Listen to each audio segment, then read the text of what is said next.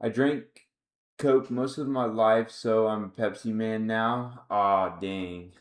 I mean, Pepsi is good. I like Pepsi. It's got to be diet though. I try to treat soda like a dessert, but yeah, I feel that. Yeah, it's I have to do. I always just do diet. It's bad. It's gotten pretty bad for me, bro. Like I'll run through a whole 24 pack in 2 days if I don't be careful. So I try to limit myself, but then it's like, dude, I'll sit here and just slurp them down like it's bad. Like I'll drink 12. Like seriously, I'll just sit here and just drink 12 a day.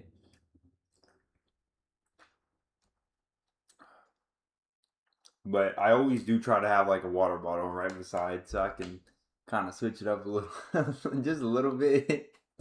I don't know. Okay, so we need to go back to here and see what's going on. So, no object found. You see no object found. So it's not even able to find, and the object is Mark Davis, right? So there's nothing there.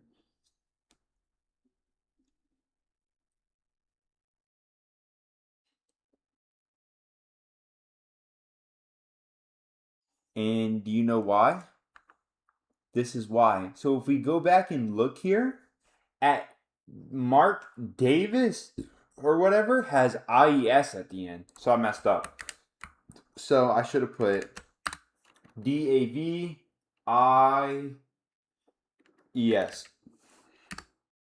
And voila! Bam. So now, let's do a little digging. So, normal account, we got the user principal name, which is literally mark.davis at checkpoint.htb, which is the domain. Distinguished name, Mark Davis. Bad password time. Bad password count.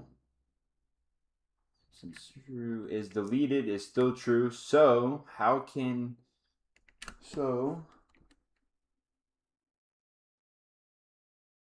I'm trying to see how I can go in here and change. Do you see how it says is deleted? We need this to be false, not true. So we've got to figure out a way we can do this.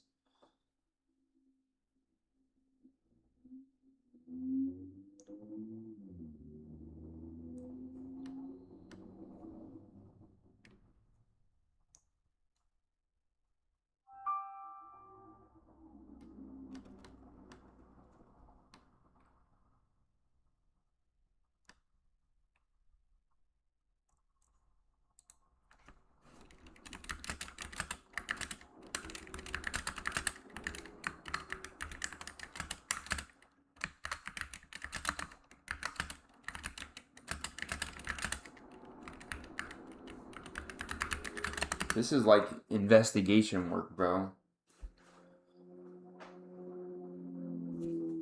I'm tired of getting these emails. Thank you for your interest in Security Consultant 2, Web Application Pen Tester. Thank you for your job application. Position received. We appreciate the time you took to apply. After carefully consideration, we decided to move forward. Keep moving forward, buddy. You don't need me anyways then. It's alright. Maybe the next company will want me. Who knows? Alright, so to activate directory restoration concept, this isn't going to give me. So you cannot directly toggle is deleted true to false. To undelete an object instead of directory services strictly enforces an Active Directory recycle bin restoration process or an object recovery workflow.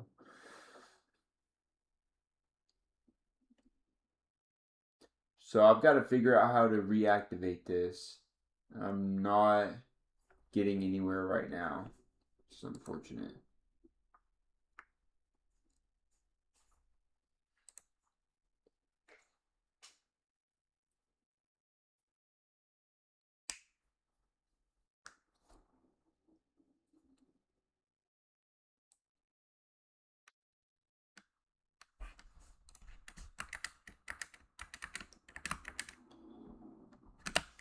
So let's do.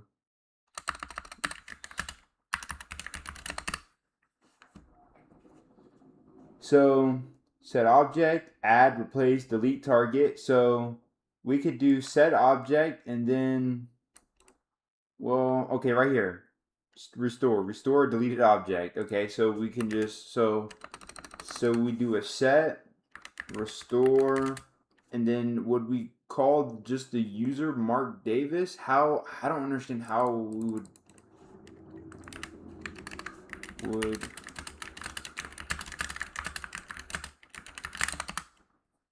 I want to understand like how it would work exactly.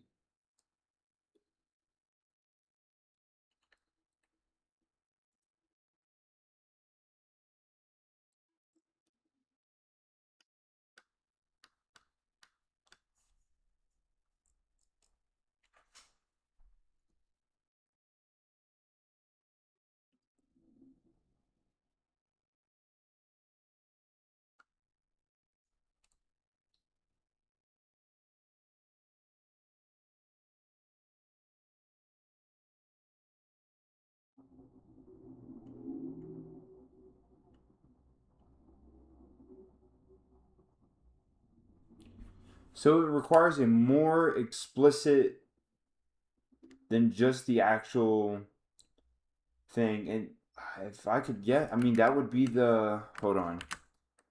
I would think. What? What in AD? What's going on here? I gotta say my turn. I thought my terminal froze for a minute. So, I want to say I don't know what this is right here. I want to say this looks kind of like something would Microsoft would use to reference the account. So I guess you can't just call the user ID because if there's like another user within AD, there could be like if it's the same user account, there can be a conflict. So Active Directory doesn't when a user gets created in Active Directory, it doesn't reference the actual user account. It actually references something else, and I'm going to say it's that OADEL or whatever. I don't know though. I'm trying to look and see.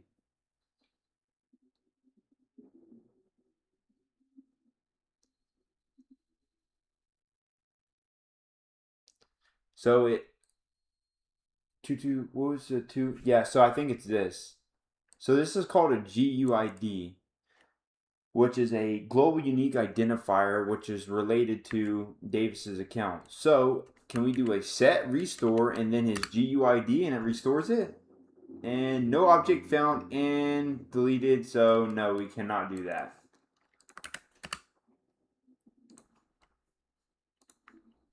Damn, I thought we could just be able to call that and that would be it.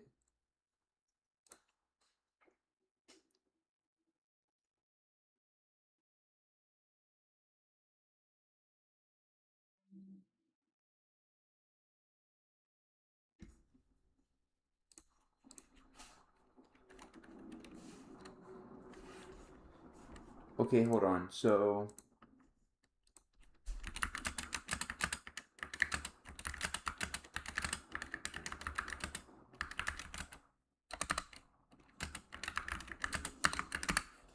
maybe I can do so we can do restore and then can I do another dash help? So new parent, so avoid SAMA account name if there's a duplicate. So GPO, target, honestly don't know how to read this. Oh, hold on, I see now. So it's at the beginning. So we would have to do a set restore.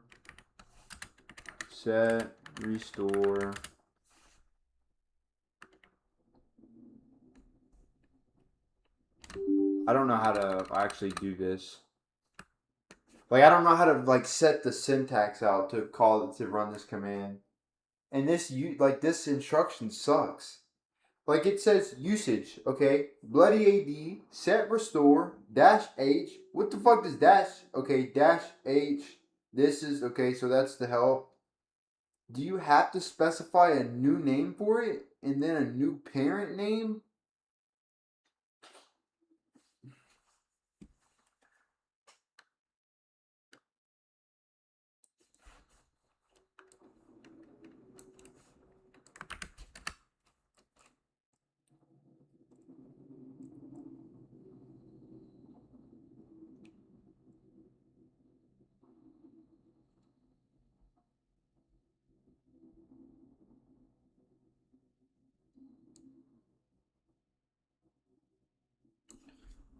Okay, so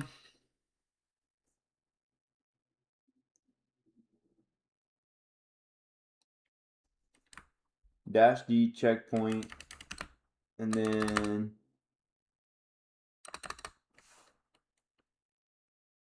dash dash new name, and I'm just gonna keep the same name, Davis dot, let's do it all. Davis dot what? What the fuck's his last name? How the fuck you even spell the Davis? Davis? No, I think it was, fuck, what was it? Man, it was, what was it? David? Okay, Mark, it was Mark Davis. So, Mark dot Davis, Davis, and then set new, what would new parent be? I don't, see the syntax right here for new parent? I don't even know what that would be. New parent. What is new parent?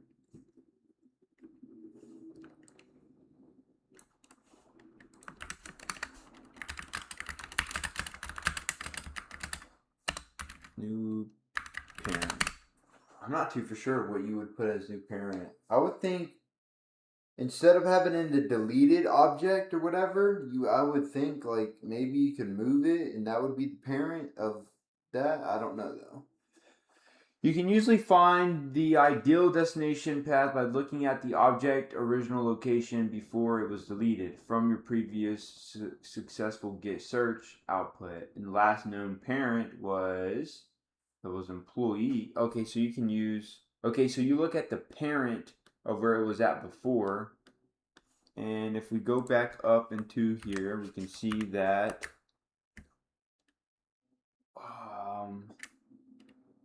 primary, Mark Davis, parent, we're looking for parent, right? So, right, nope, just distinguished name, that's not it, Mark, okay, right, last known parent, this is it. This is what we need. This is the syntax that we need for parent. So, quit out of this. Now, new parent would be the old parent, which it was originally what it was.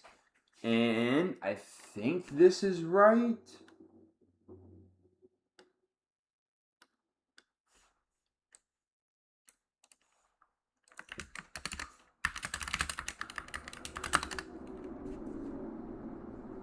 So,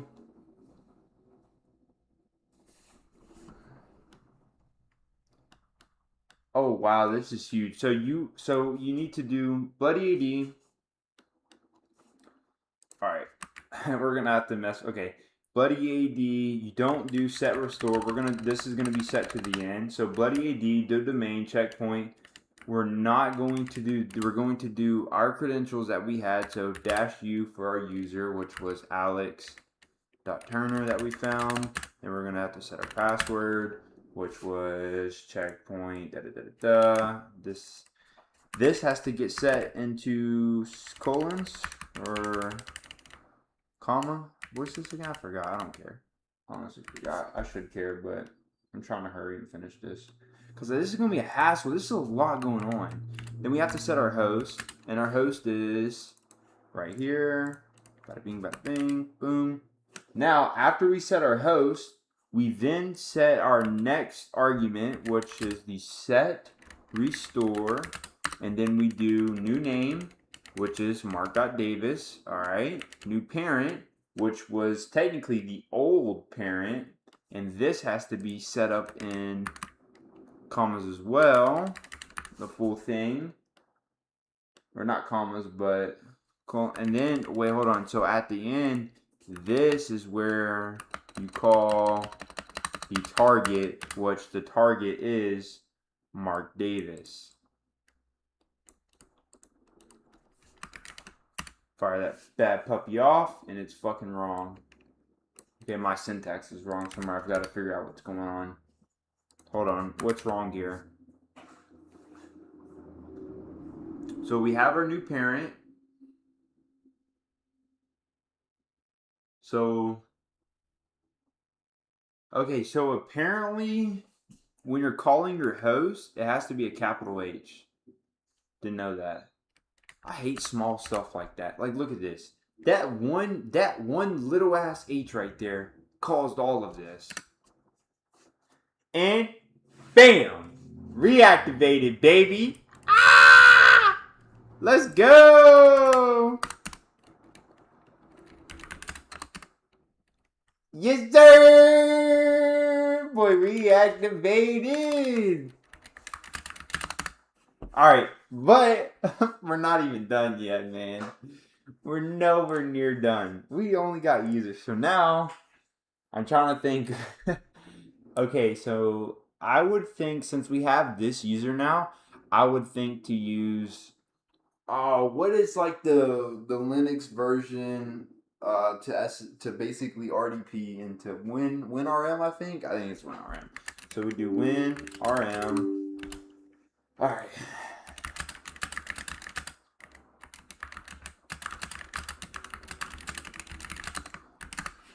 I think that's going to be our next pivot.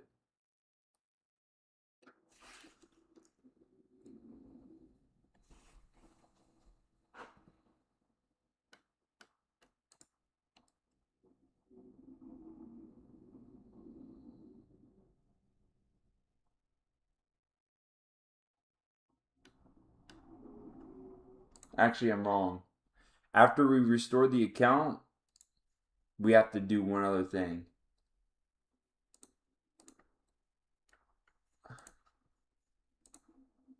You know what we got to do?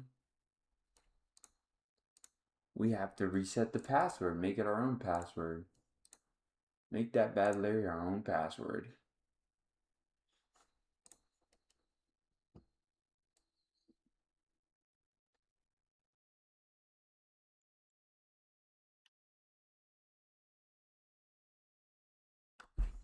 All right, so now this is going to be another thing. So if we want to be able to do that, we need to do set password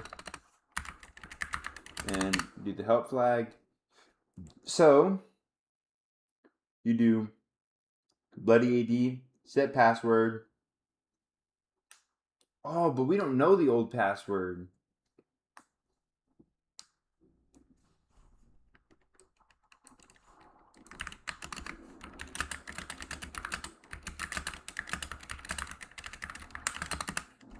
This is kind of an L. I might need to call a friend on this.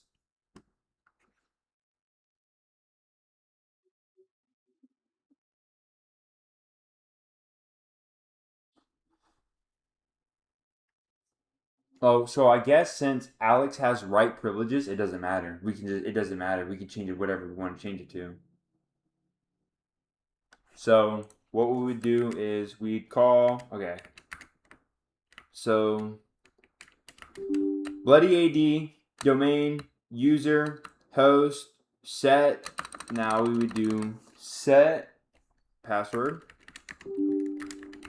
Then we do the user. So set password, hold on. So usage, set password, and then, see, this is so hard to read.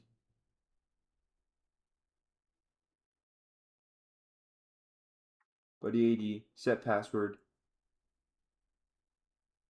And then I guess you would do dash, or you wouldn't have to do a dash H. You could just do an account, which was what, Mark Davis, and then you would do new password since we have right privileges, and we're gonna change it to password 1 2 3, and something happened. New password doesn't match the complexity. The password must contain characters from the 3 following characters: upper, lowercase, digital. Gosh, digits. Oh my. Okay, so we'll add a hashtag, and then we'll have this as a P. So it must contain because it's uppercase, lowercase, there's digits, and there's a special character. So it should be good now. Okay. Password can be changed. It may be because the old pass provided is not valid. What? So something else is going wrong here.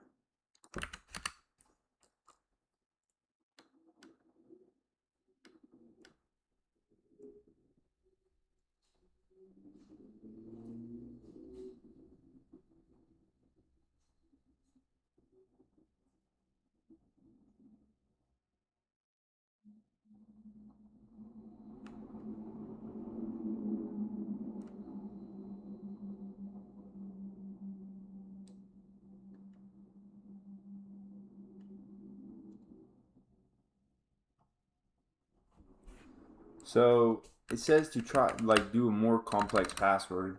So you know what I'm gonna do? I got your complex password, buddy.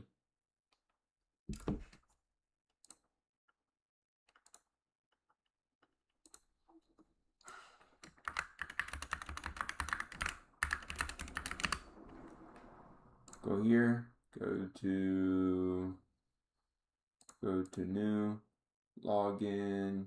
Alright, I'm trying to generate, copy. Alright, here we go. Alright. Alright, hold on real quick. So alright. This one set the password as, and let's see if it'll go. And no, still couldn't. And don't tell me that that's not a complex password.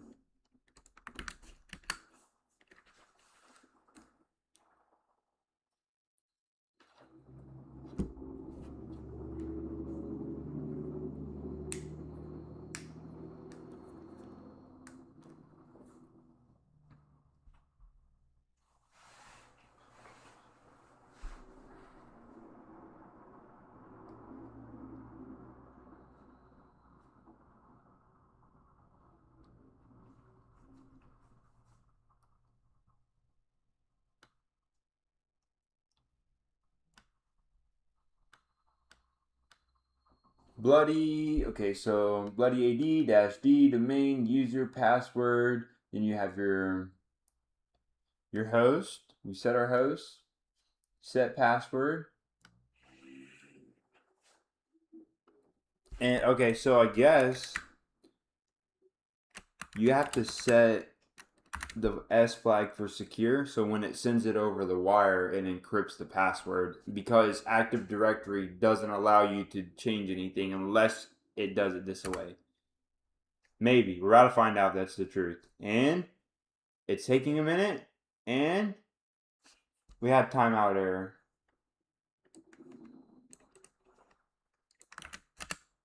That doesn't look too good. Alright, let's Control B. The bub exception.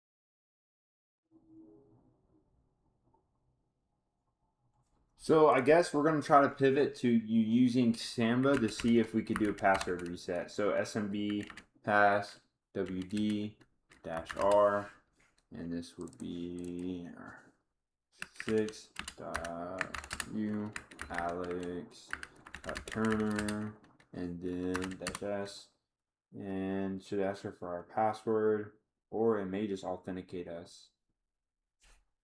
And it's hanging, just hanging. Come on, buddy, I don't got all day.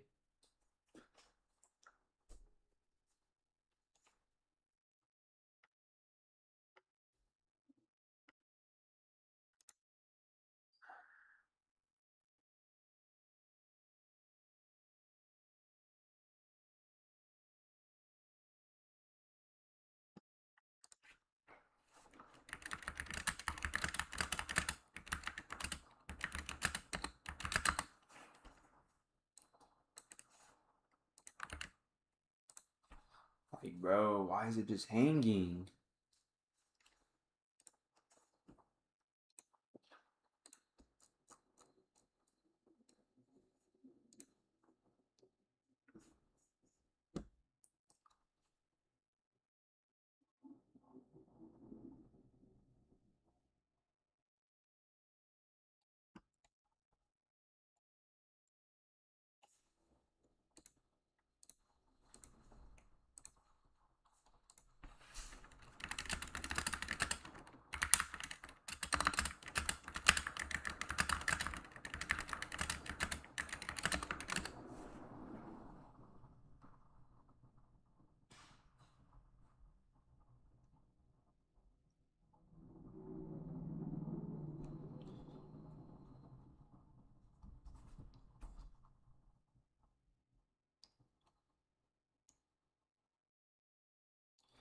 Excuse me.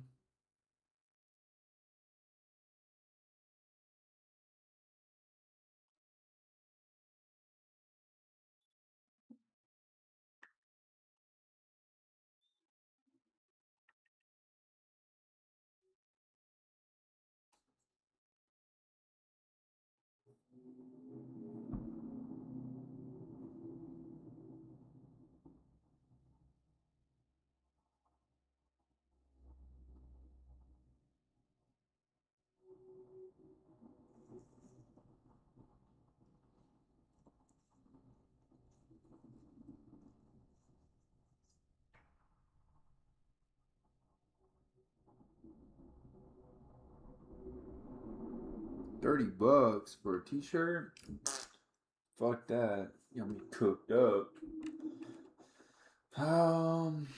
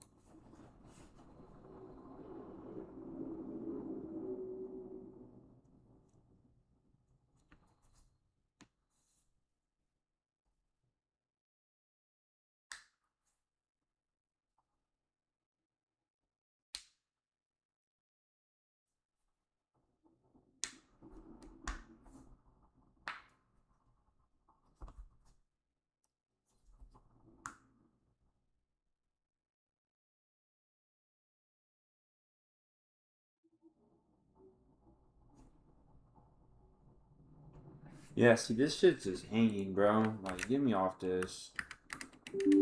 I can't have this sit here and hang.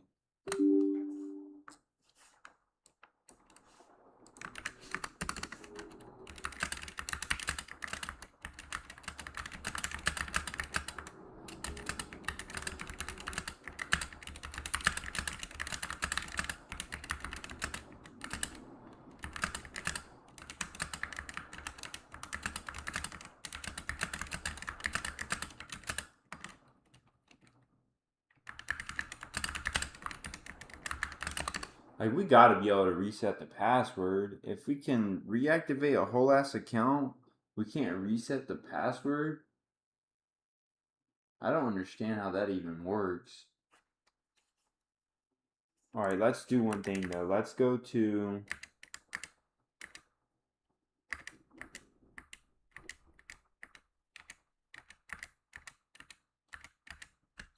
Let's search this thing again. And... Now...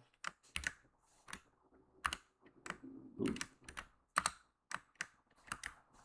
Go up top.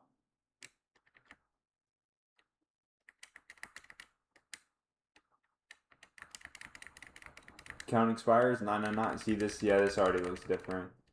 Trying to see where.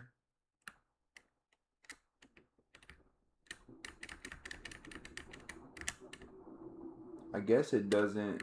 It doesn't list it.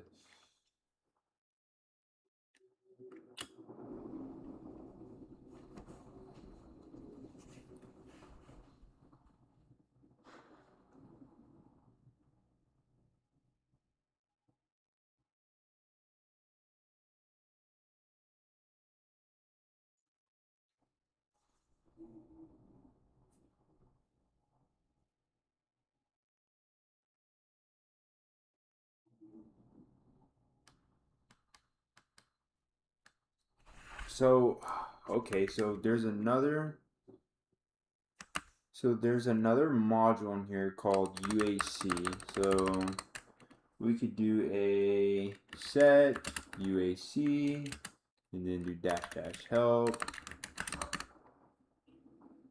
usage argument. So choose. So set object, add, replace, delete target's attribute, change target's ownership with provided owner, change password of a user computer. So password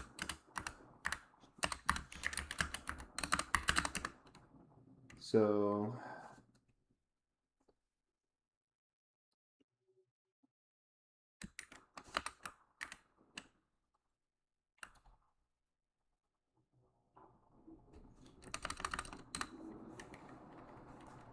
set password, and then the target would be the account name, Sam account name right here. New password for the target. New password. We could use the other one from earlier. I think we tried this though, and it didn't work.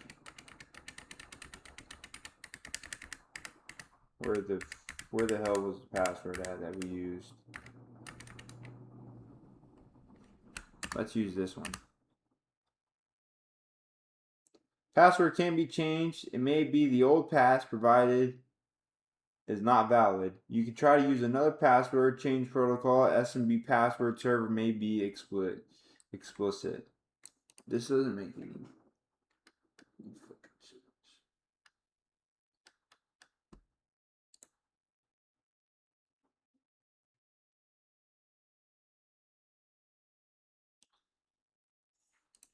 So I guess there's something else that we can do on here to set UAC.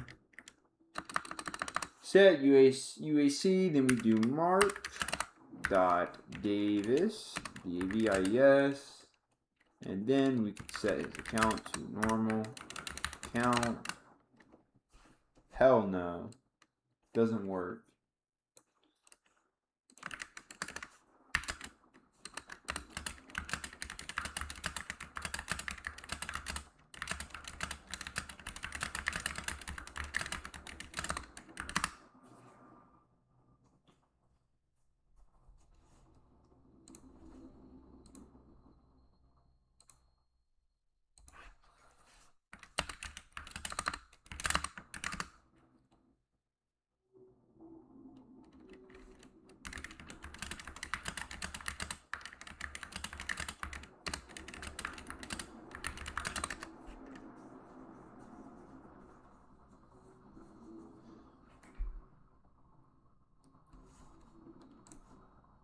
So let me go to Hat Tricks real quick and see if I can find generic hacking, Linux, Mac, Windows, hardening.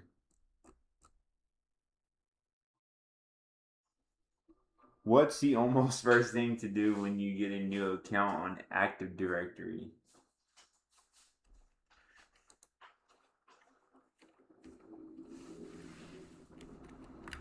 Log in with it and set the password. I swear to God, that's all I gotta do. I'm about to be so pissed. No, it's not. You put a thumbs down.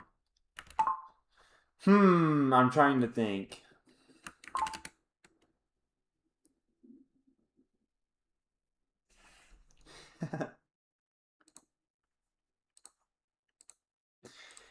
Password reuse is the practice of using the same password across multiple online accounts. No way.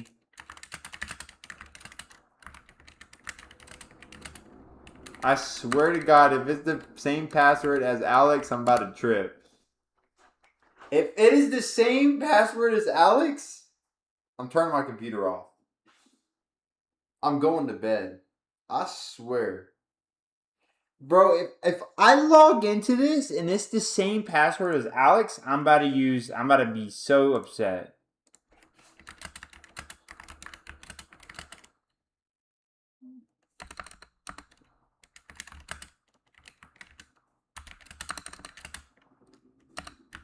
Davis dot what? No, it's Mark.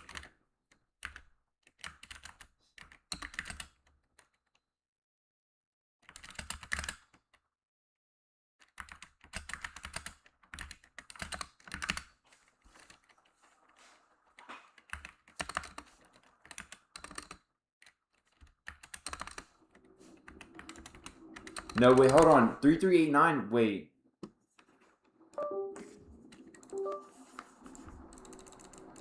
The fuck's wrong?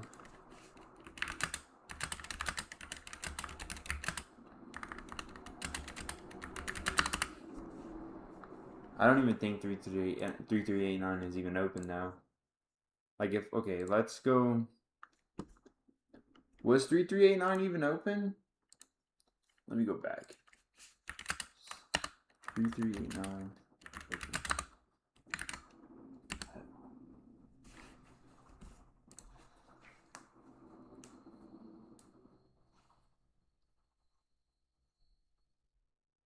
No, it was closed and filtered.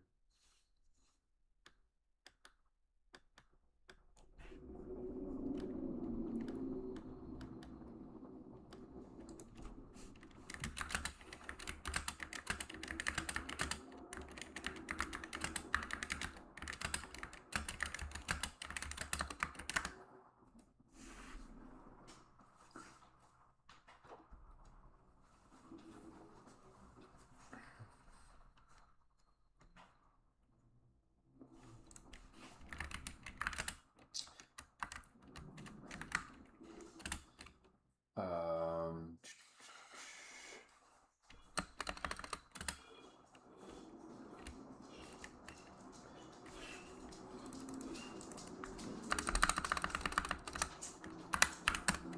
oh man, hold on. I don't even know if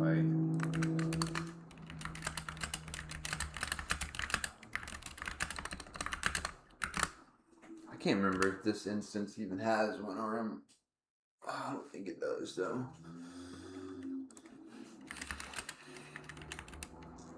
Which evil WinRM? Yeah, it does. So we could just do evil WinRM dash.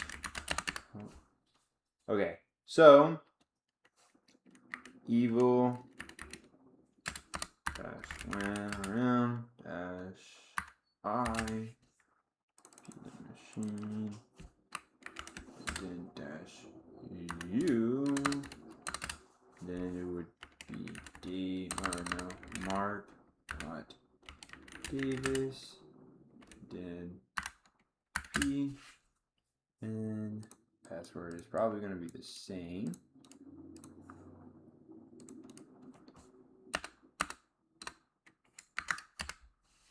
And let's see.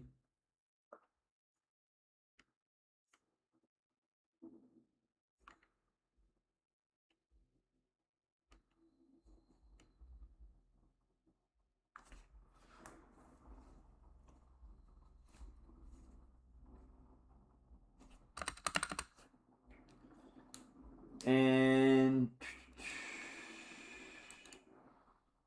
WinRM authorized error happened. Message is WinRM. This doesn't really, okay, exiting with code 1. I don't even know what that really means. And it doesn't really give us much details. It's kind of unfortunate. So,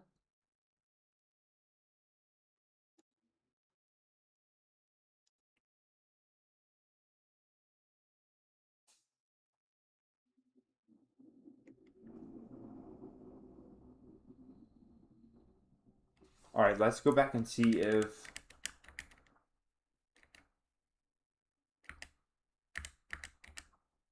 let's do this, and I want to see if bad passwords is still 0.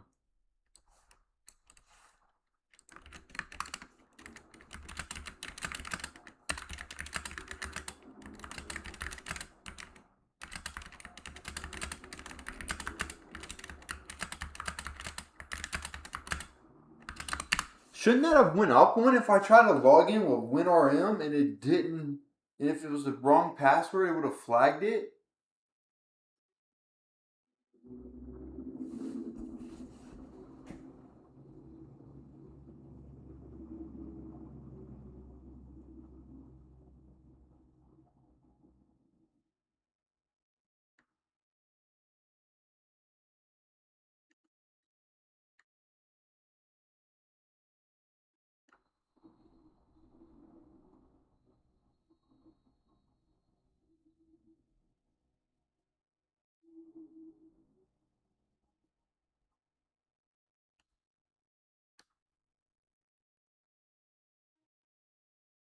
All right, let's do something. Let's do something. Let's do a get. So we'll do get membership. I hate that you can't tab this. It's so annoying. Mark Davis. Let's see what kind of membership he has. So show user domain, just domain controller is using. This isn't much. Like, this does not help me at all.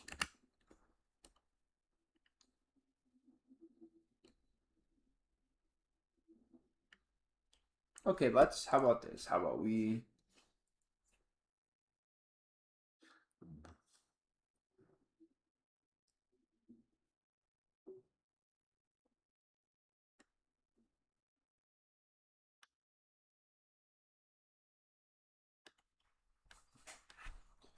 okay, so we'll do this.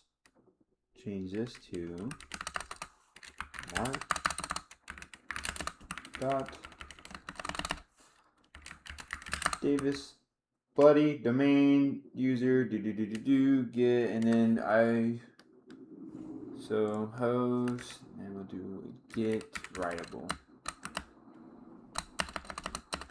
Get writable. Uh-oh.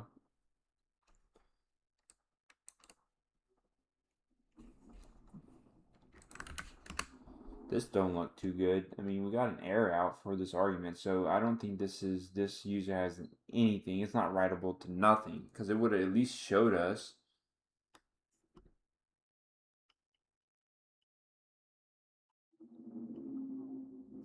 Or, you know what else it could have been? I added an E in here when it was just WRITABLE. Bam. So, Mark Davis, it can write to its own account. It could write to foreign security principles. I don't think it should be able to write to that. That's kind of a red flag. I don't know. I could be wrong, though.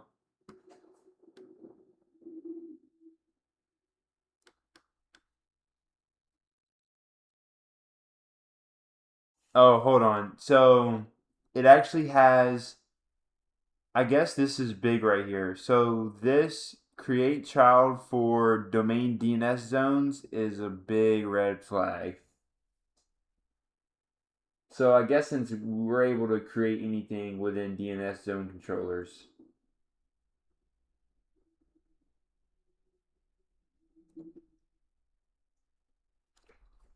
Because you can create an arbitrary DNS record directly inside the zone database, you don't need to spoof traffic on the wire with tools like Responder.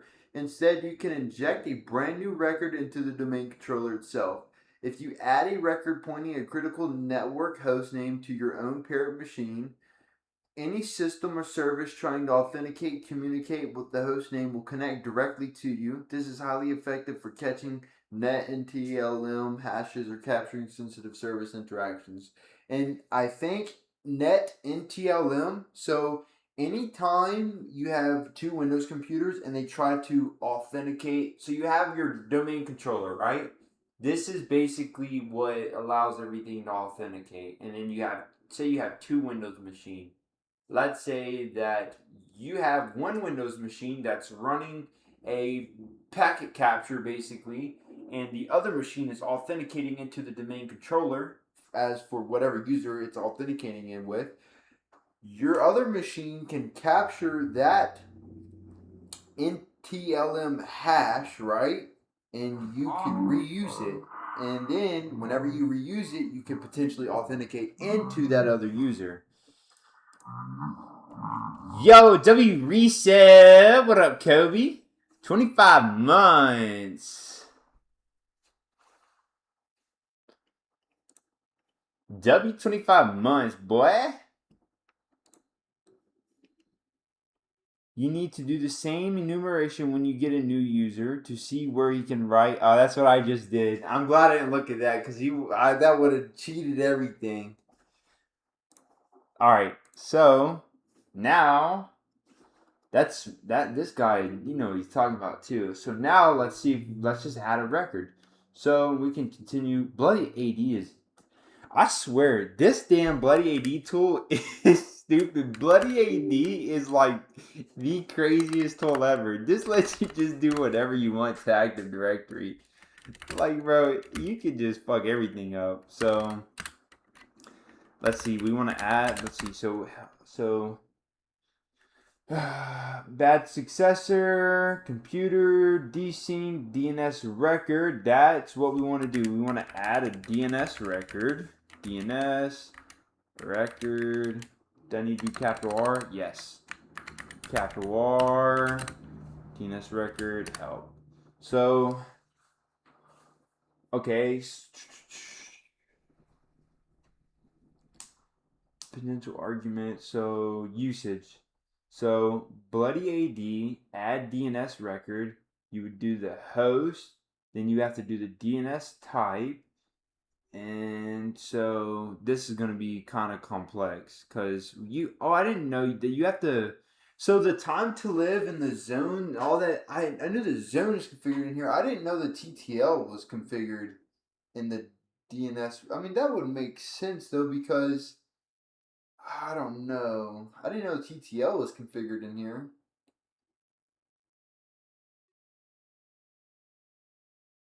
Oh wow, even the forest. So like the domain forest is actually configured in here too.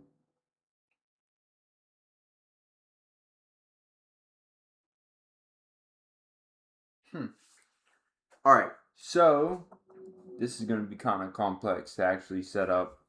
My damn mouse. I hate this fucking charger. I've got to figure out what's going on with this piece of shit. Not even the charger, it's just something's loose. I don't know what's loose. Something's loose though. Something is loose. All right, I'll be right back.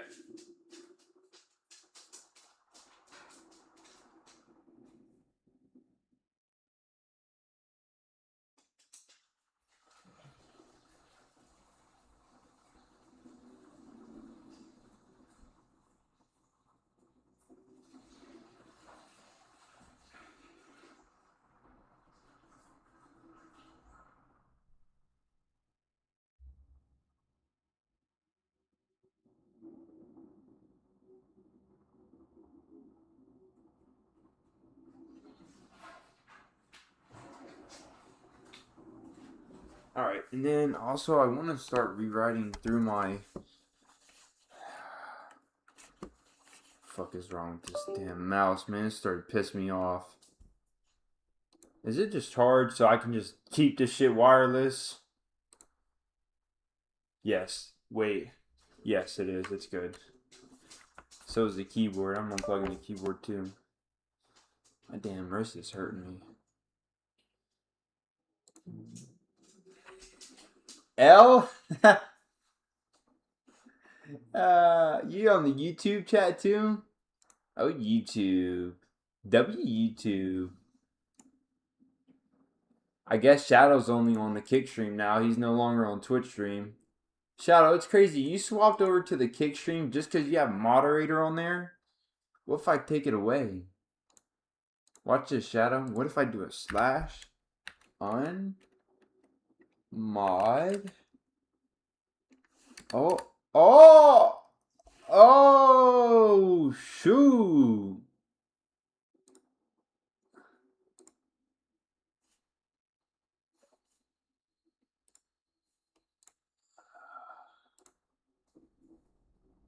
Wait, does YouTube have? It doesn't. Moderation. Okay.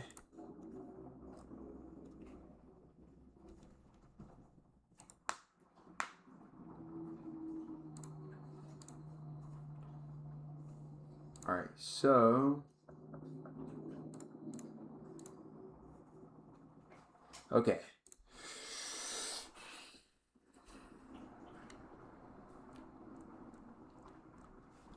All right. So before I go anywhere else, I kind of want to. I need to get caught back on my notes because this is for AirTouch, Connected, Dev, Fax, Interpreter, Oopsie, Pickle Rick, Reactor, Unified. No, this is for Checkpoint. Is Checkpoint not on here? I could have sworn I. Pony, Connected. What is this untitled one? Get this out of here. Delete this. Who's this? Welcome. This is your new vol. Make a note or something. Or try. Delete.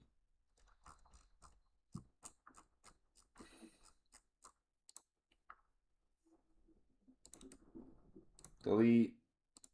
Pony Checkpoint. Okay. So, alright. This week we got a Windows machine, Krez, Alex, yep, and it looks like it's a domain controller. Yep, that's correct. Let's start by enumerating these ports and see if we can get anything. So first, because I did this a while back, so this was like, I had to stop doing it because some other stuff come up. But I was on the wrong path last time. So when I run this, I look for very unique shares. Dev drop looks pretty unique to me. So this is wrong, and I don't want to be too misleading in these write-ups. So delete this. Let's start by enumerating. Let's delete this. So, all right. Yep. So, let's go back to here. Can I get rid of this completely? Yes. All right.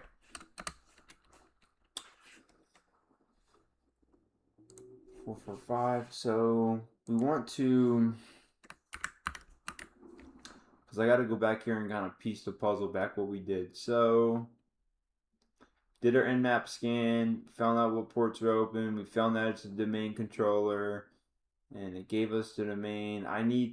There's a lot more I need to highlight. Honestly, let me just quit and go. I think it'll be easier if I just do a sudo nmap 66. Yes. Okay, I think it'll be easier if we just do this and screenshot from here. And I need to get rid of this because there's going to be some other stuff. Because there's some things that I actually missed. I missed on this.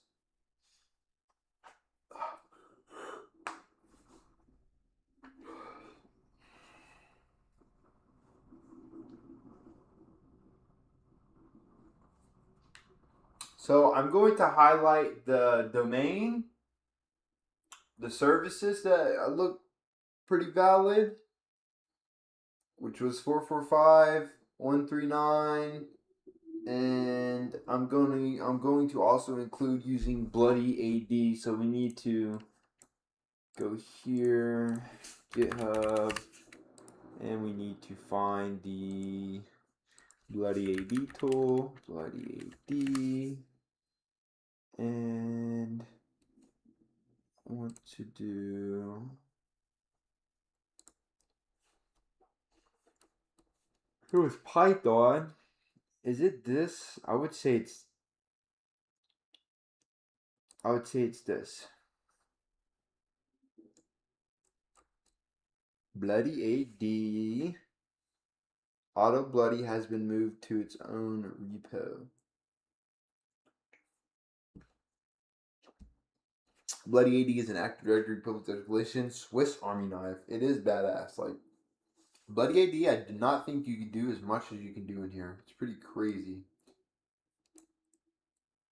See the wiki? Welcome to Bloody AD wiki. Enumeration techniques.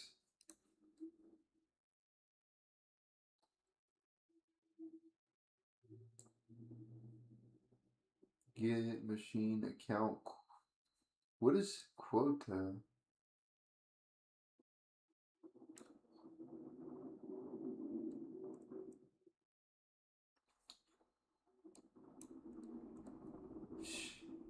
You can call all users that belong to the AD. This is what happens when you have misconfigurations in Active Directory.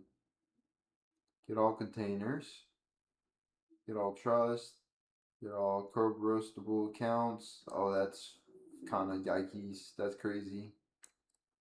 Get accounts that do not require Kerberos pre-authentication. Get all DNS records. Oh wow, that would be helpful. You're trying to pivot to other domains. Check if ADI DNS has wildcard. What is Active Directory something domain name services? What does the I stand for? Active Directory Integrated Domain Name Services.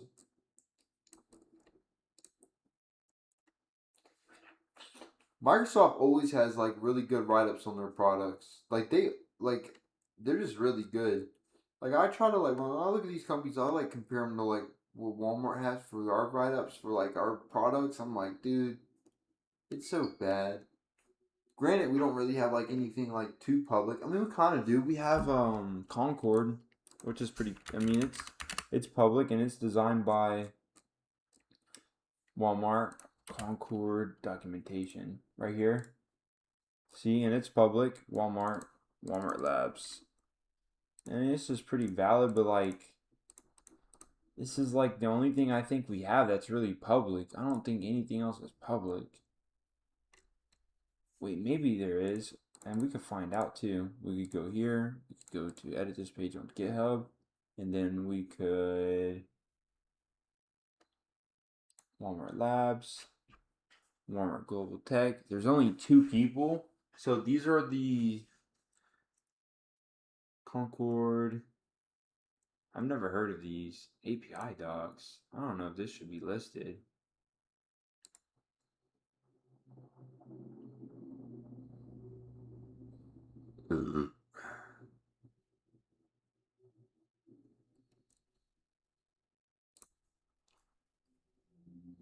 Tech.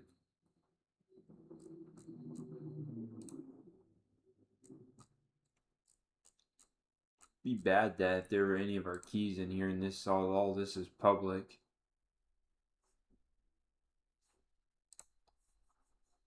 Okay. So that's okay. So this is the I believe this is the actual legit repository. I mean, it would make sense because there's like 2,000 stars. I feel like there should be way more stars on this. I'm going to star this too. This is a W repository. Star. Boom. Okay. Alright, so we got our map scan finally done. So now I need to go back up and look at a few things. So we've got to highlight quite a bit. So we're going to highlight domain name. Ports look valid. So let's go here. Okay, so I feel like we should go ahead and highlight domain. We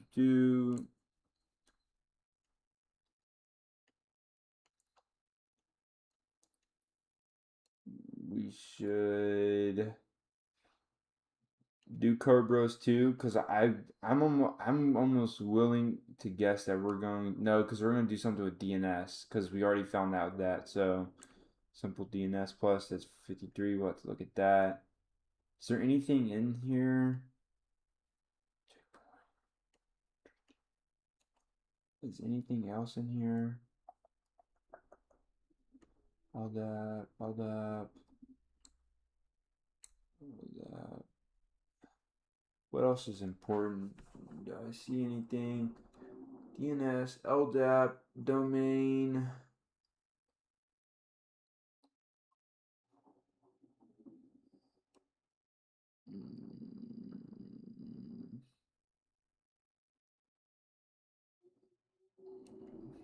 Oh, this is important too. Kind of also lets us know it's a domain controller. It's good to highlight it, I guess. Date.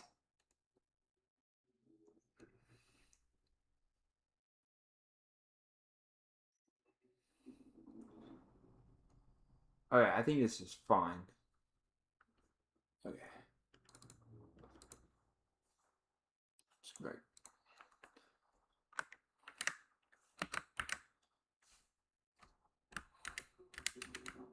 So, alright, this we got.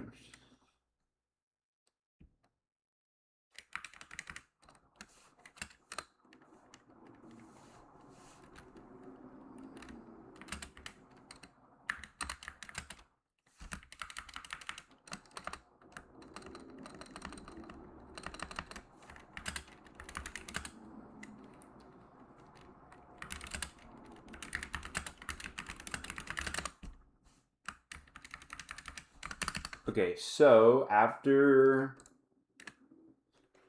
Okay, so.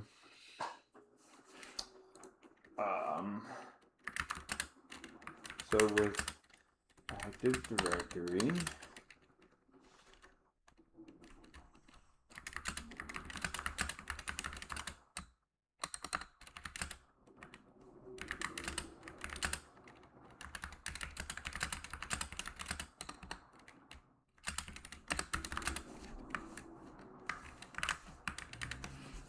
Damn it.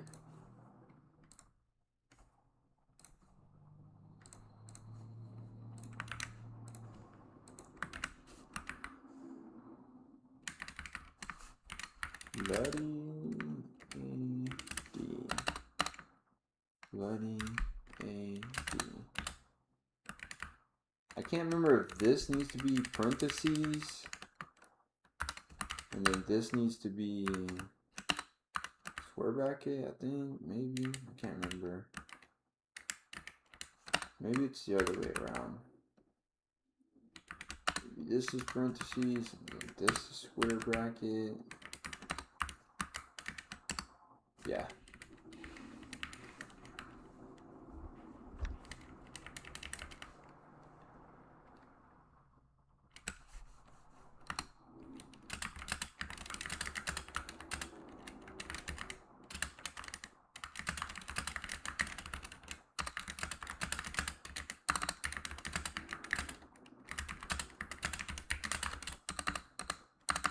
Let's see what we did.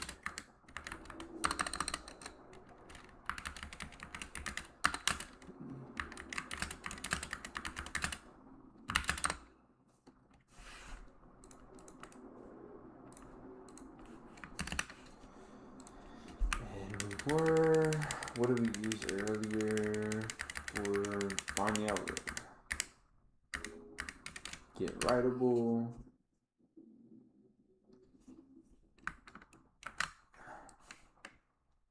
Oh, I don't want to do that. I want to do full screen.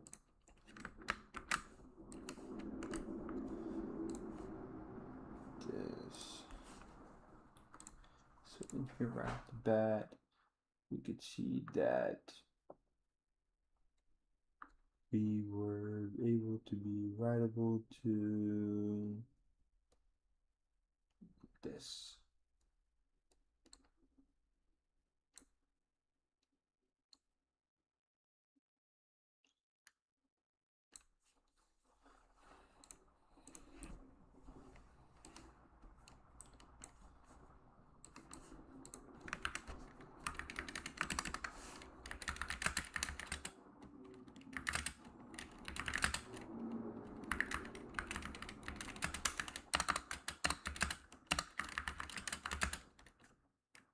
David, or it was Mark.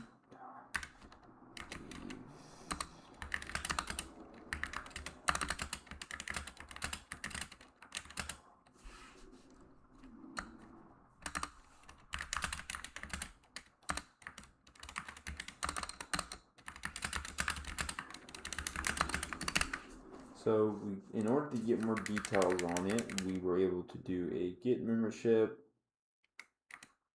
but we need to actually go back up. Oh, this is gonna be a fucking hassle. Because I need to go all the way back up to where it was disabled.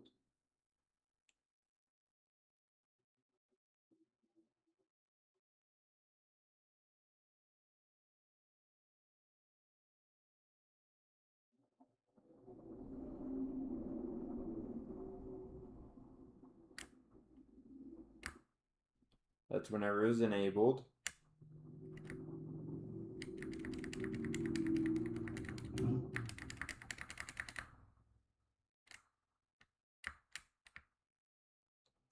Megan Perry.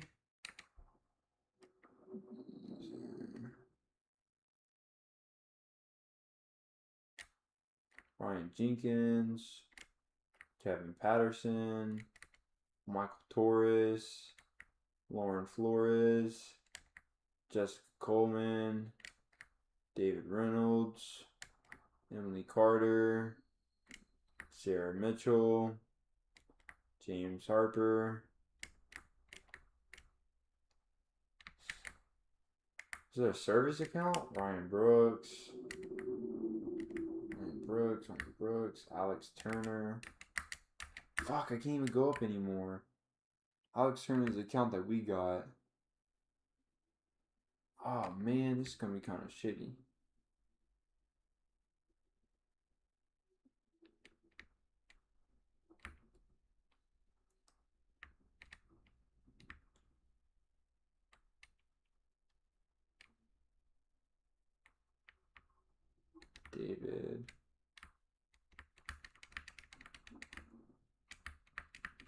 David Jeff Coleman.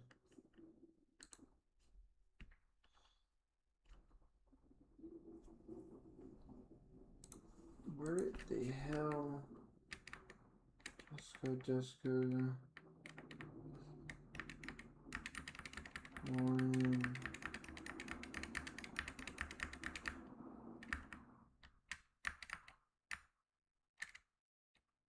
Michael, nope. Michael, nope, don't need that one. Kevin.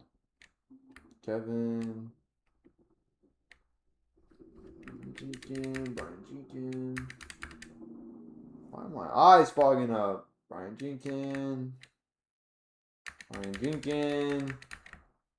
Megan whatever. My gosh, I can't find damn David Dobrik, whatever the hell his name is, Max. Not even on here. Bro, so I'm not even going to be able to show proof. I have no idea.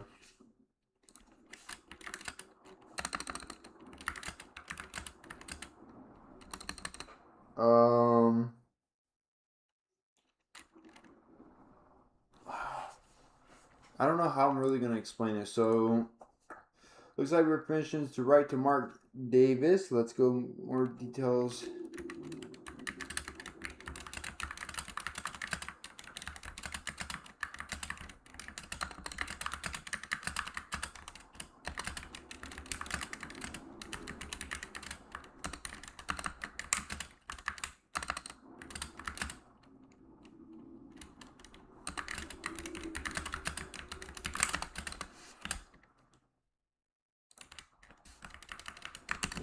Account.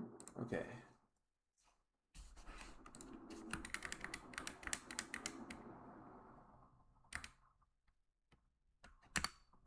We'll do this to show that at least the account was re-enabled.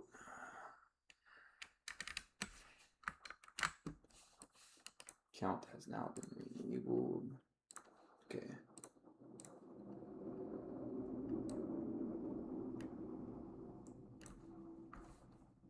And then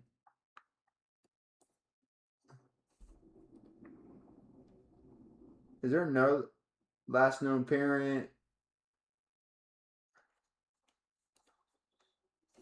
the main thing for this.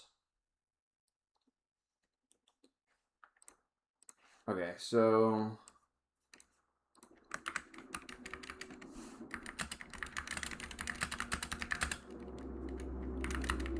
bloody.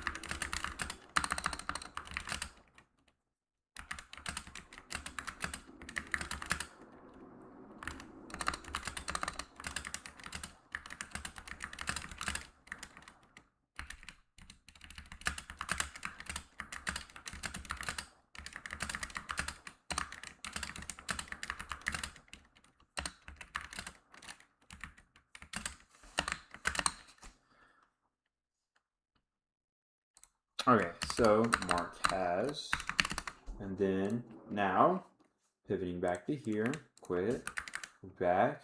We want to get everything that Mark Davis is get writable for Mark Davis, and this is where we can get another screenshots going.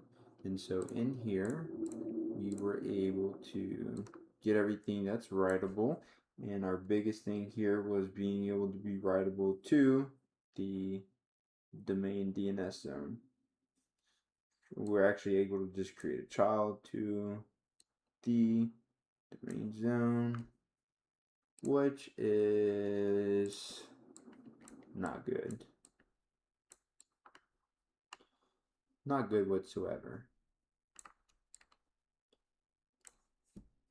Oh, I want to show the get writable too though.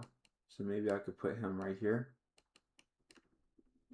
I kind of want to show the command a little bit too though. There we go. Fair enough. Bam, bam, bam. Boom. Yes, sir! Okay. Good. Now, we're caught up on notes somewhat.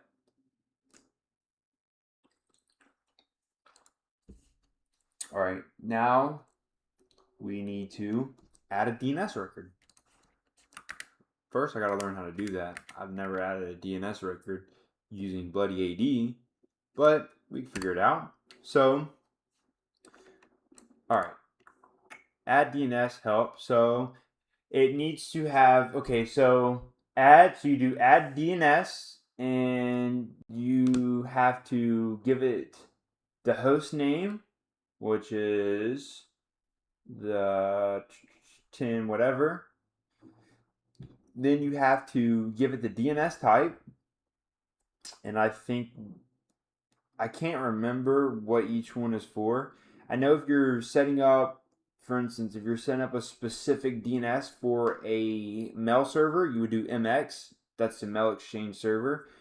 The quad A is IPv4 if you're setting up a domain to issue IPv4 addresses. I think is the quad A. I can't remember though. honestly don't. It's been a minute since I've. What is quad A used for in DNS? Is it IPv4?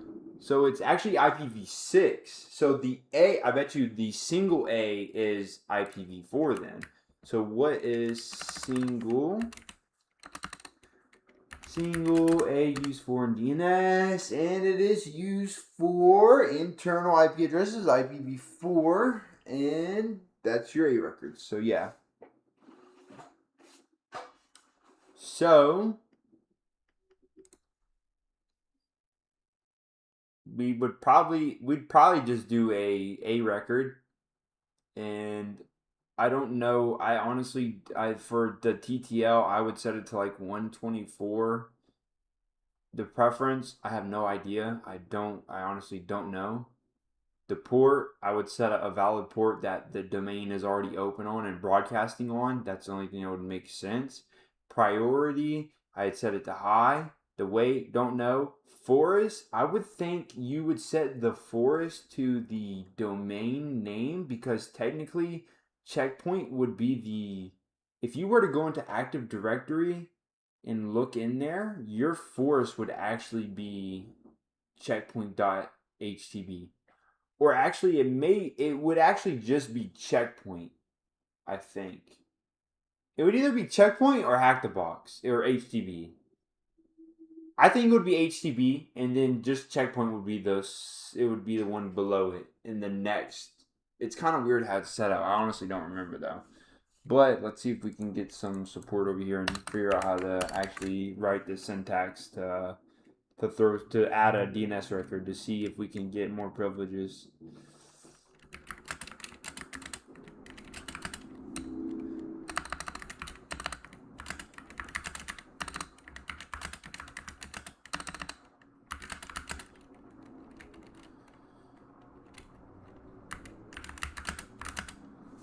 Okay, and then I also want to pull up Hattricks and see if Hattricks has anything in here. I know they have their own AI. You have to log in. I don't know if I actually have a Hattricks account. Maybe. I can't remember if I do or if I don't. Log in. Oh yeah, I do.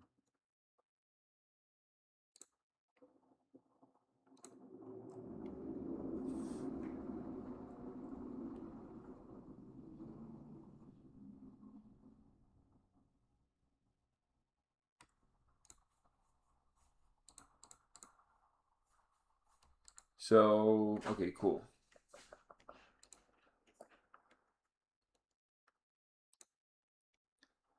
So, next step is to use mark. So, we're going to create a child permission, add a wildcard, or a custom A record. I knew it was going to end up being an A record. And the reason why is because, like, it makes sense. Because, like, we're already internally on the same network. So, we would use a public or a private IP, right? You wouldn't use I mean, I don't know. I guess you could technically use a quad A. I don't know if it even really matters. I really have no idea. I don't know. But anyways, when we do that, IP show the times 0. That's our network card. So we would do it for 10.10.17. So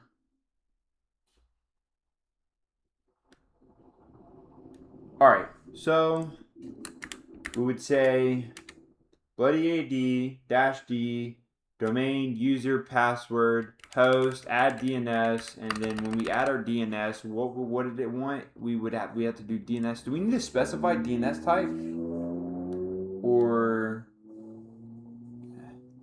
add DNS record and then spoof RIP, which I copy, right? And then we would then do -- DNS type.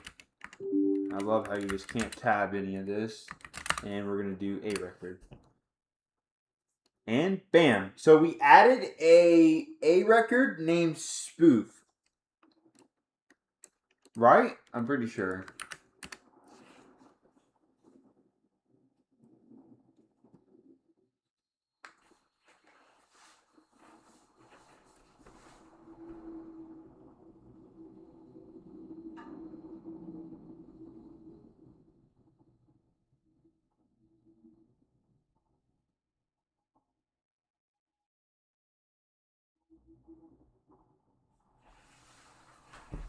So,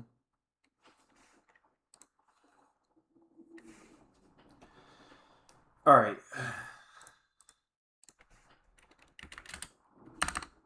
Yes, you are able to add a DNS child record. Isn't that what it was? With child record, right? DNS record is, but it was called a child. I think it was called a child record.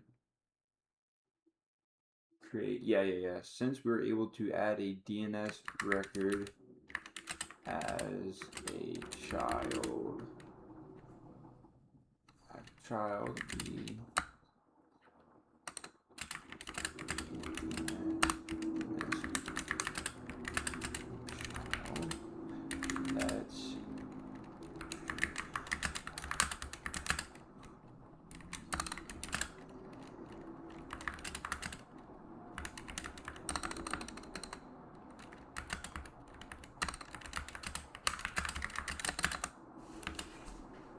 that's so these Windows boxes are just Windows is so complex compared to like Linux boxes because like Linux like you get your foothold right, and for like I feel like for AD it's like you're having to deal with accounts and Active Directory like that's like it's so much, but with Linux it's not. It's just way different. I feel like for Linux it's always you're exploiting a service um or like a cron job or something like that. I mean, every now and then you are capturing like a hash and cracking it to get foothold, but AD is just so complex, man. Like I don't understand. Okay, spoof has been added. All right, but we want to make this a little smaller. And then our main thing right here is this. This is going to be our main thing we want to point out because this is what does it all. And then we also want to point out that this is how we got. I don't want to point out too much stuff. I think this is fine. Yeah, this is fine. Bam, bam, bam. All right, so. All right, now. So now I got to think about this now. So we've got our own DNS set up.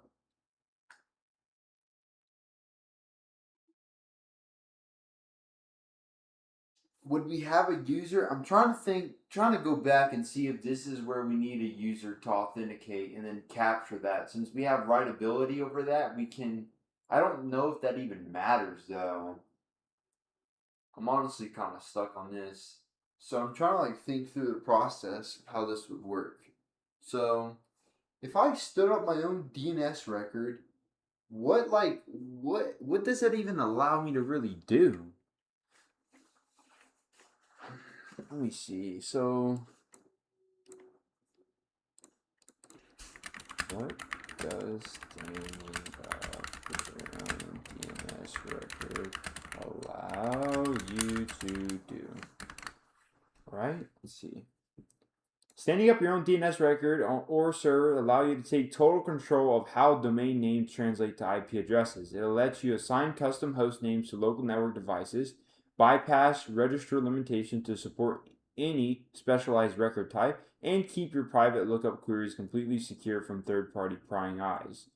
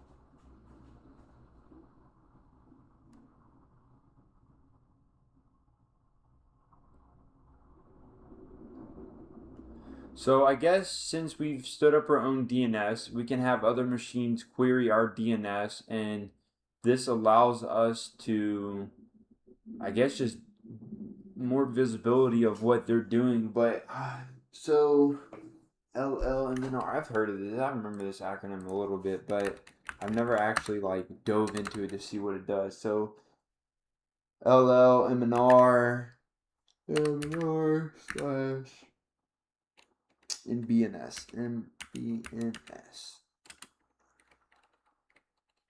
exploits. So DNS poisoning. So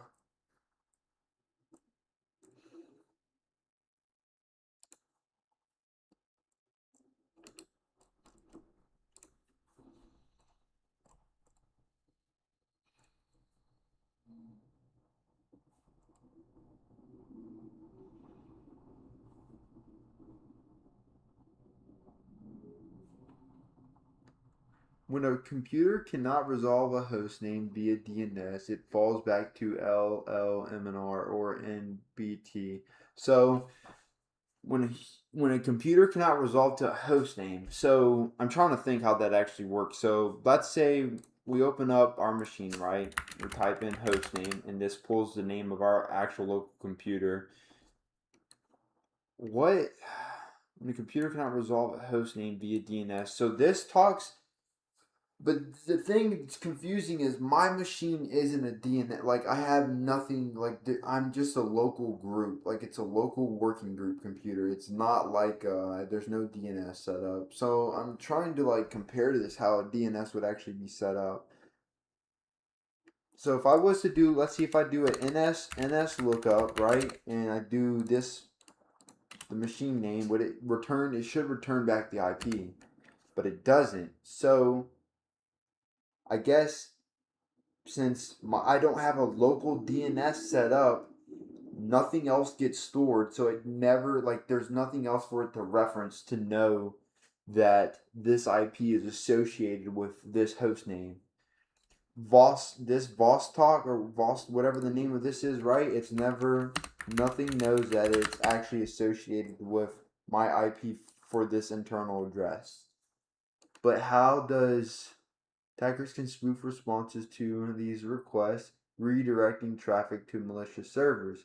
Users may unknowingly send authentication credentials to the. Okay, I see now. So it sounds like we're going to be spoofing a DNS server and then capturing the credentials that are coming back to our domain controller. So when I injected another domain controller, we now have two domain controllers, and we can, since we have a domain controller set up, we can actually make this the Forest domain controller, make it the root, so every other machine on the network talks back to our domain controller, and then we could capture it. Since we made the domain controller, we can capture the hash or the credential between the two.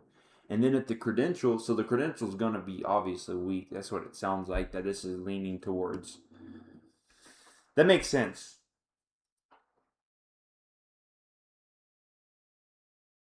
Which can be cracked to reveal passwords unauthorized with valid credentials. Attackers can access sensitive. Okay, maybe we just have valid creds and we can just get in and see. All right. So, all right. So,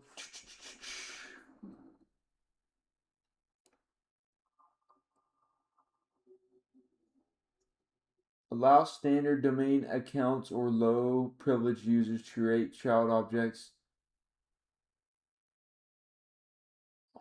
So these are just like remediations for this.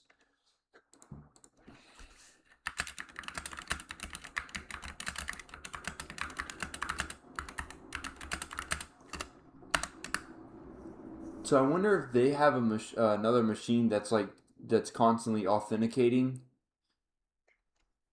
I might have to call a. You already enumerated the shares with Alex Turner, but couldn't write on it. Try, yeah. I already, so I'm gonna give him this. I might have to get some more help with this one, honestly. I don't ever use, like, I'm never on Windows machines. Like, Windows machines are so complex. So complex, bro. Too complex. That's why Windows is like, that's the thing. Like, when it comes to security, Windows has got it down, baby. I don't know, Linux does too though with their, but it's all like local stuff. It's never like actual like big domain user stuff like Windows is. Okay, checkpoint. It was this one. So I'm gonna send this to him. Let him know, hey.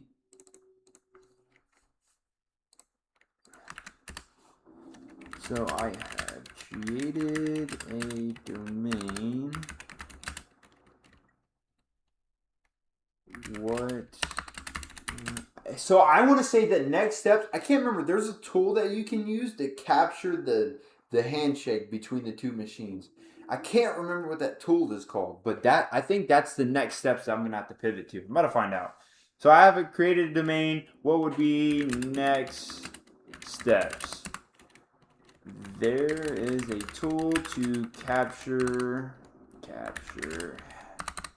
off between two machines, but I forgot what it is called. So I wonder if that's going to be what I'm gonna have to use. Let's quit out of this. So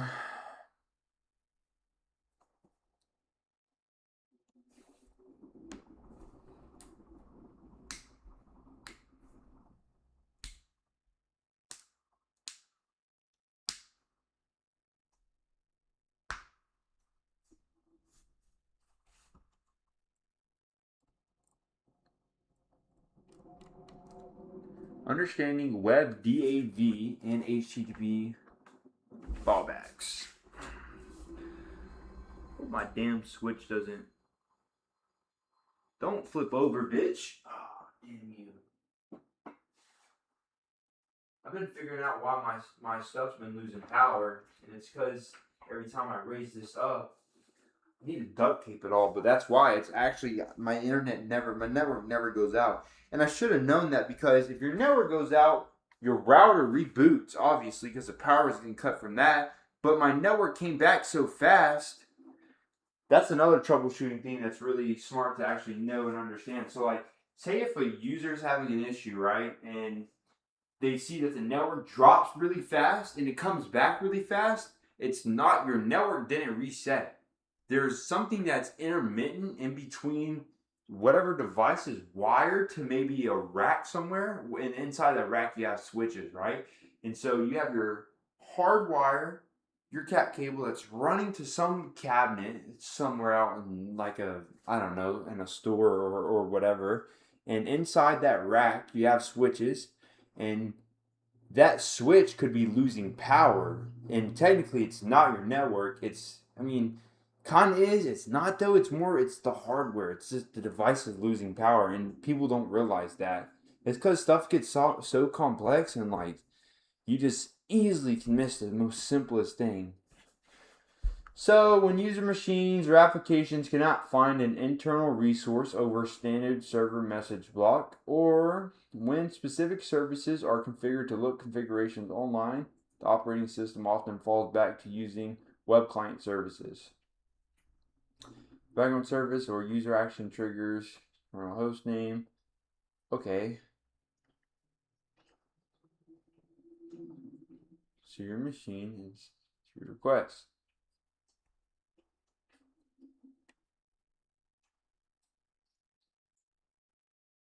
Because Windows assumes internal network resources are trustworthy, it will often automatically attempt to authenticate its requesting server using the current system credentials.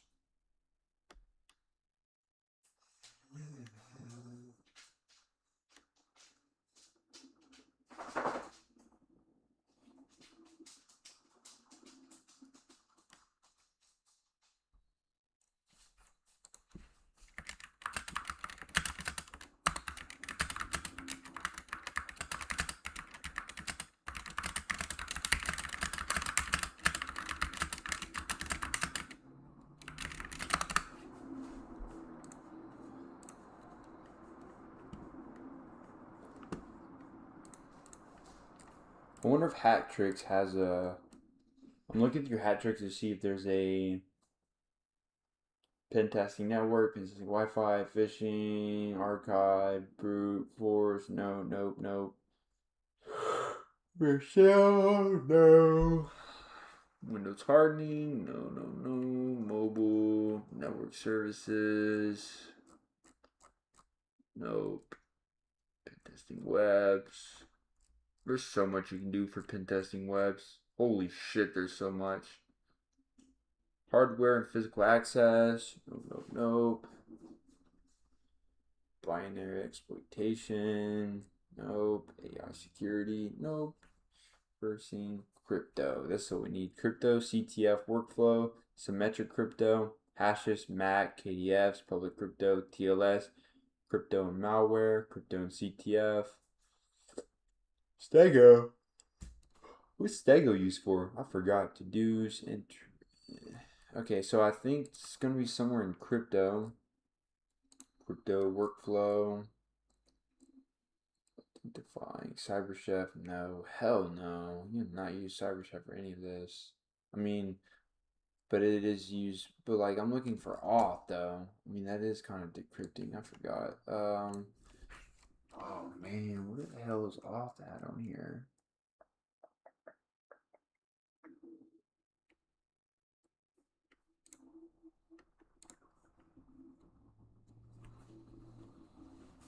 I guess responder. So it's called responder. Ah, and he said it. Ah, man. That's it.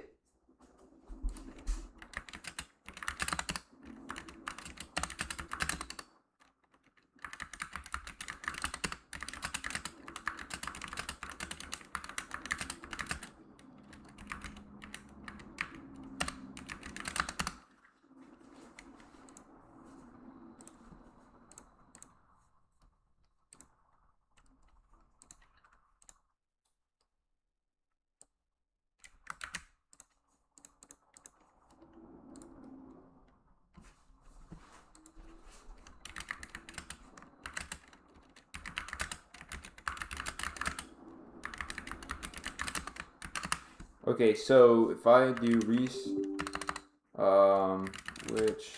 responder, okay, SBIN, so, fuck, what do we, so just responder, so we have it, okay, there it is, so responder dash H, okay, so, usage responder, okay, so responder dash I, the machine. What is W? What is that? What is? I don't know what is dash W or dash D. Like this is what I'm talking about. This is okay. WPAD. I don't know what WPAD is though. Start the WPAD rogue proxy server. Default value is false. So I guess this is setting. This makes kind of no sense to I don't. What is dash D? Dash D is like the I makes complete sense, but it's this other dash E or D.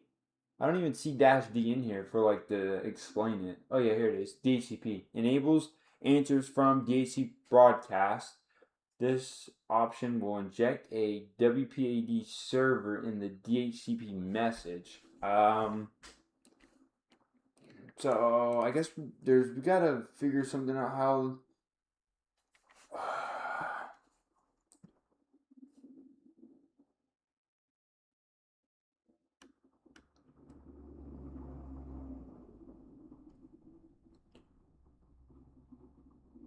Wait, would we do our interface? We wouldn't. We would do our local interface, right? Yeah, I think so.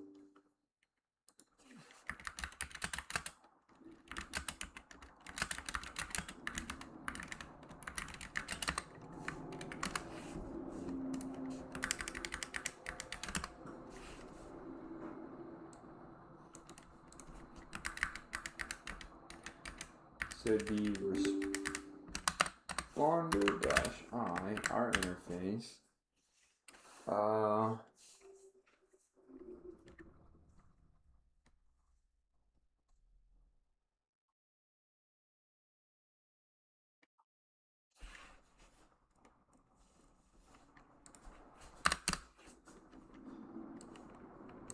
And this came fine. Alright, let me look up responder documentation. I just can't stand using the help stuff on here. It kind of sucks, I'm not gonna lie. I mean, it's kind of readable for some of it, but some of it's pretty bad. Responder. I want the ones. How can I filter this for sort by no stars and login critter? Nope. It's 5.7 Spider Labs responder for archive. This is it. Yeah, this has got to be it.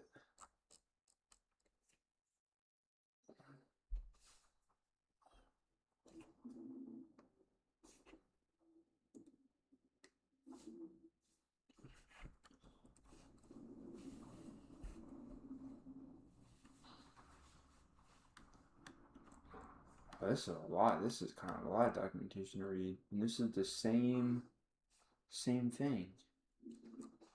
It's literally the same exact thing.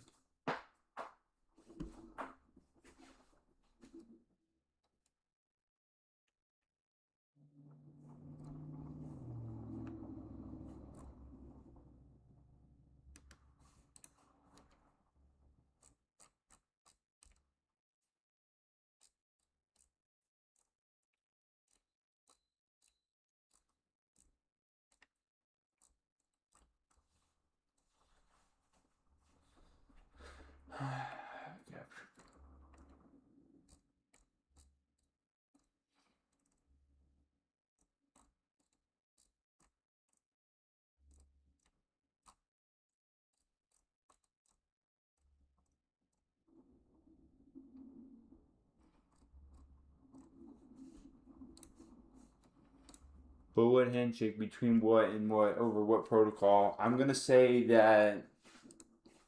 Let's go back to our Nmap scan. I am going to say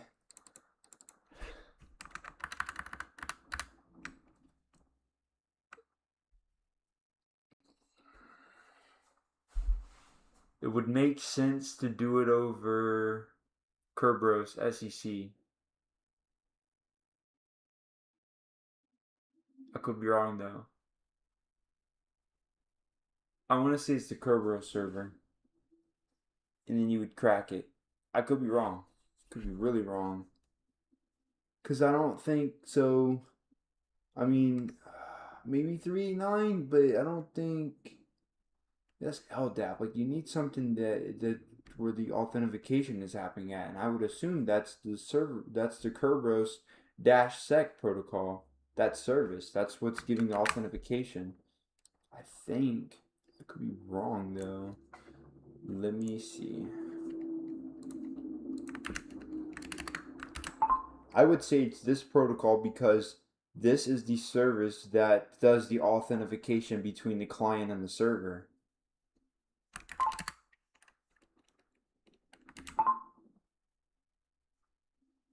I could be wrong though, but I think that's what Kerberos is used for. I think. Could be wrong. I don't know.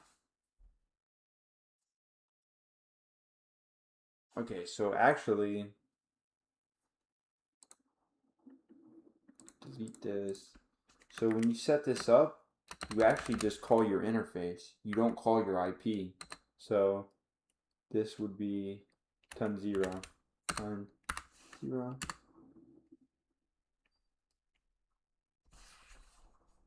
Error starting UDP. I'm pretty sure there's other stuff that we've got to configure before we can just run this though.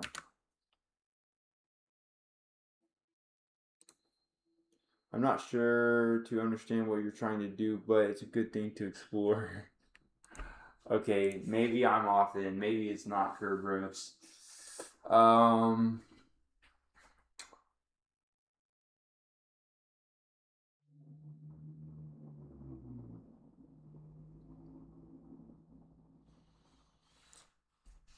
What other ports was running on this? 53 and maybe 53. Responder is used to impersonate services, so you answer as them and you get the NTLM hash of the user trying to connect. So we could set up a fake service for what? For 53. What port is?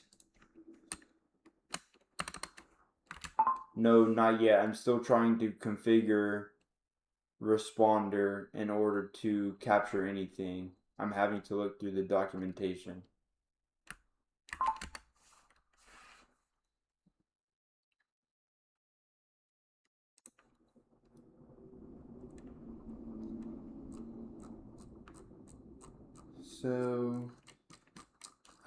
So could we act, so we could just act as any server? All right, let's see, 53.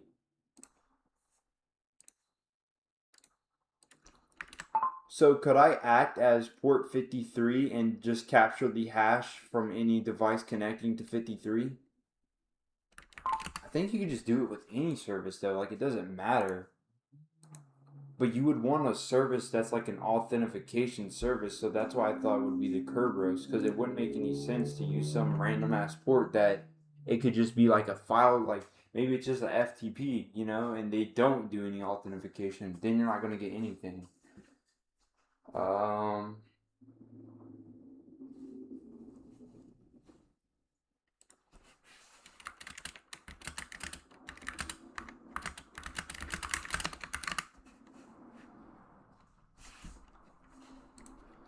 Error starting UDP server on port 4053. Check permissions or other servers running.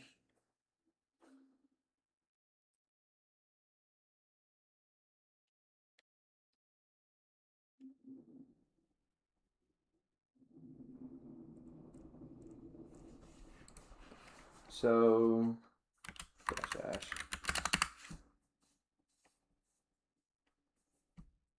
dash. I don't. What does dash W and dash D mean?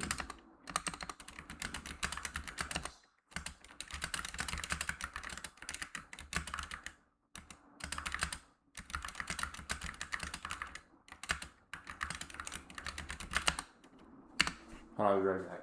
My wrist is hurt. Fuck.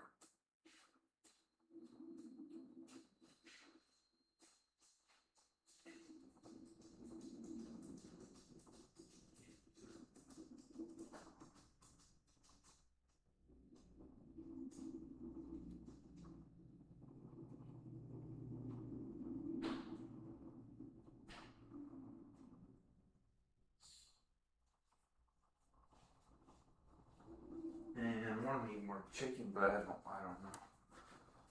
So the dash W for responder, how it works normally by default, when a Windows computer connects to a network, it automatically looks for a file named wpad.dat.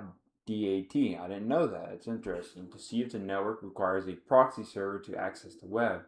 Huh. What dash W does, it tells responder to actively sit and wait for any machine asking where is the proxy configuration file. Responder steps up and answers right here on my machine. The target computer downloads your malicious configuration file and begins routing its web traffic directly through your tool, allowing you to prompt the victim for their login credentials or session hashes. So that's crazy that's how that ends up working. That makes more sense though. Like that makes a whole lot more sense. So dash W. Alright, but then dash D responder starts listening for the raw DHCP broadcast, so that dash D is what actually captures it.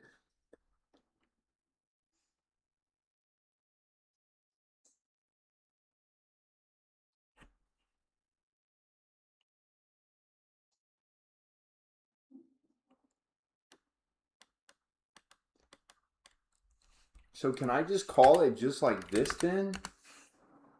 No.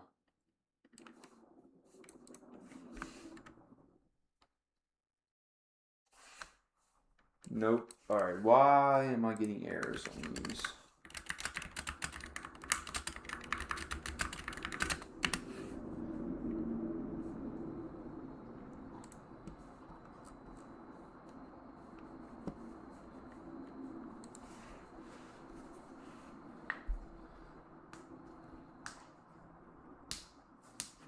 So let's do this. So if we wanted, error starting UDP server on port 53, check permissions or other services running. So if we wanted to see if other services were running on port, we would do ps aux grep 53, and there's nothing else running. Oh, unless I'm doing this wrong.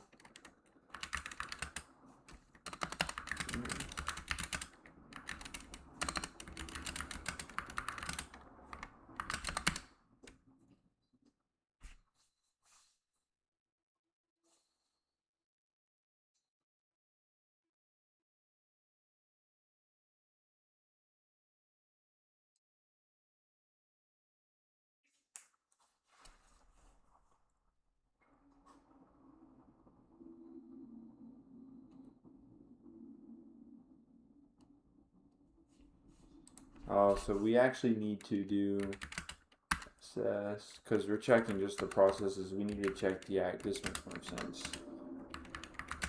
53.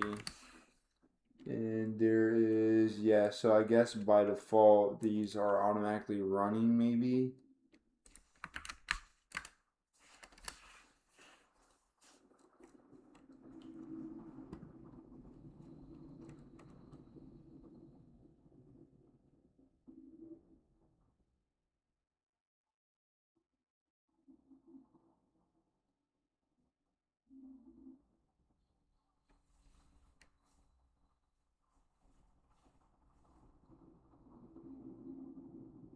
Oh, this shows the PID using the socket. So this is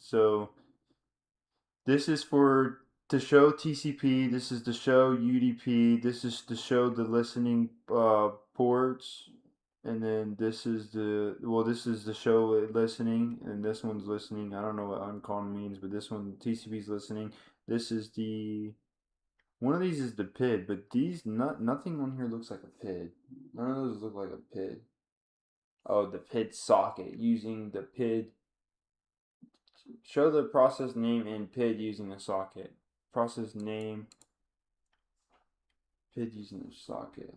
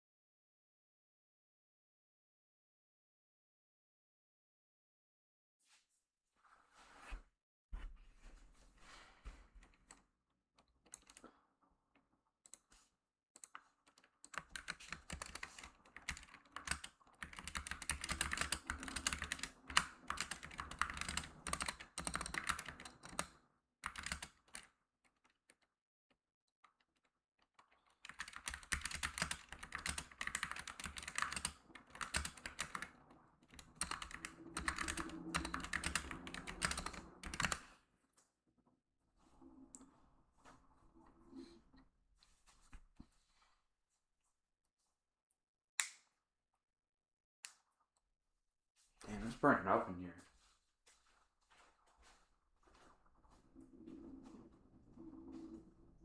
It's 72, like, I don't know. Turn this fan on.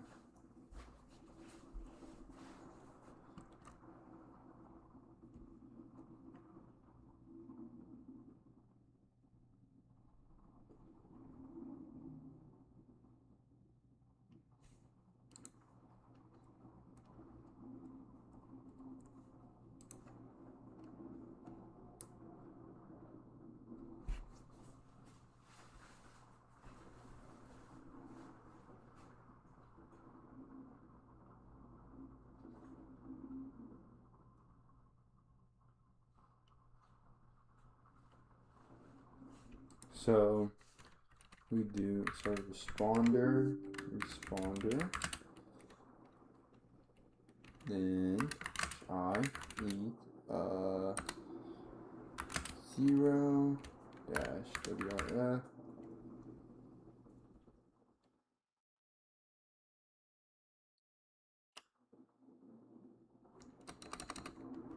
Let's do WPAD dash basic dash verbose. But I still get that this fucking port 53. I don't understand why.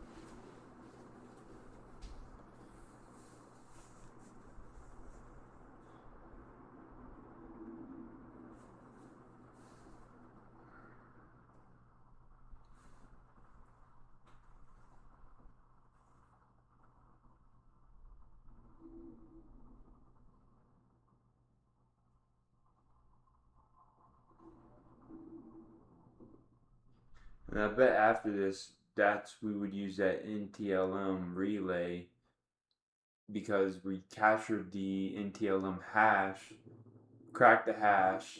Then we're gonna use hashcat to crack the hash.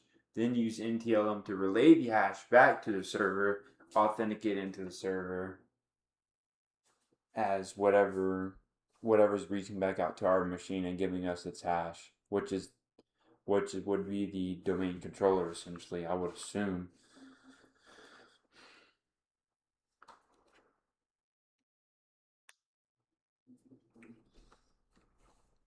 So, alright.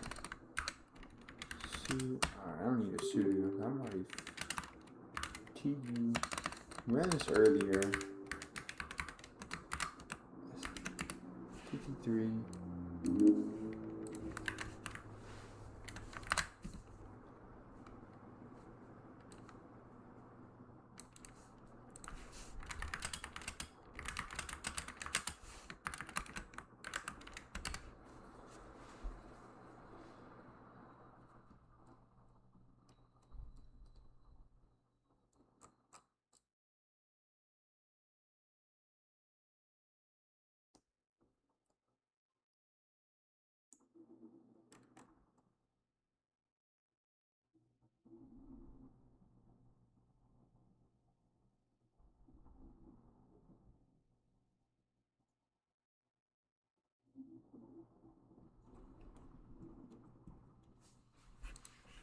So we could do a system CTL stop DNS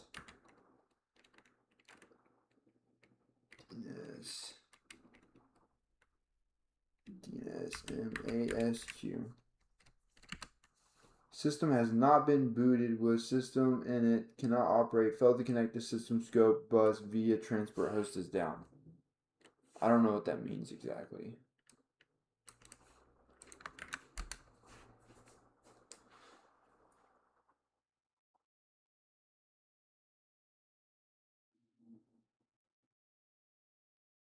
I feel like we're going to end up having to do a lot more because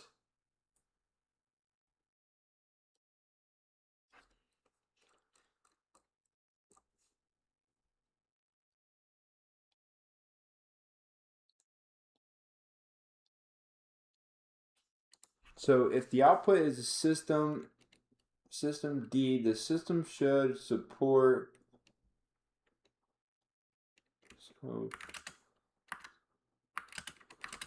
see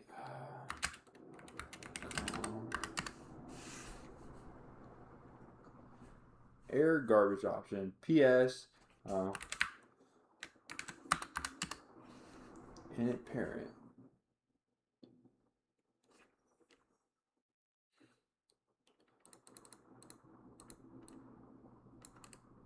And we can't just stop. I've already tried to do this stop. Oh man, did I type something wrong? System. Oh, you have to call service. Stopping DNS forward on DHCP server.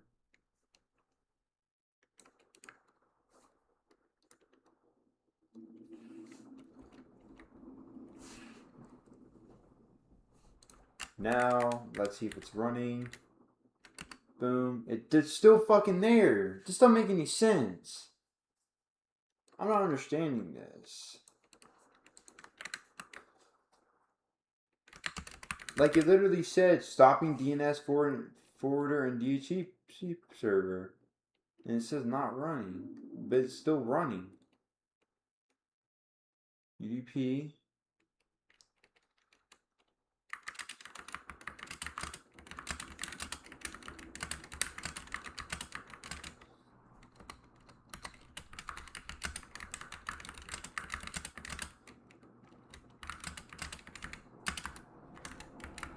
PN. Yep. This 53.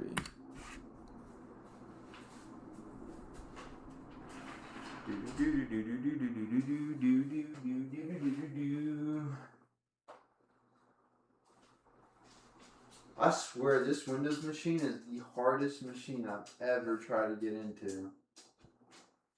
This machine has taken me weeks, man.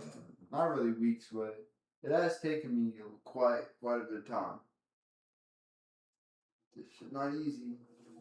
Not easy, bozo.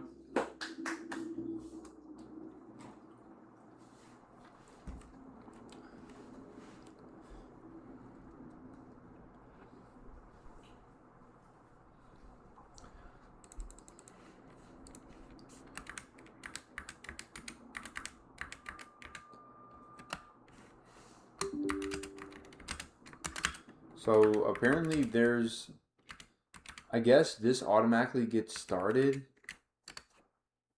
No, there's nothing. DNS MASQ. DNS MASQ. Yeah.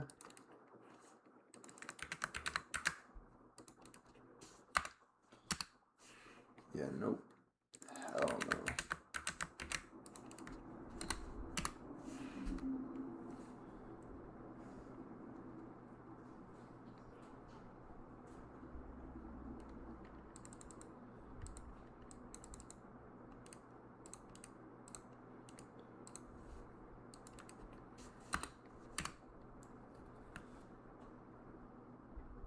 I don't want to do all this yet. I don't think I need to like just go and make a whole fucking config file change just for this.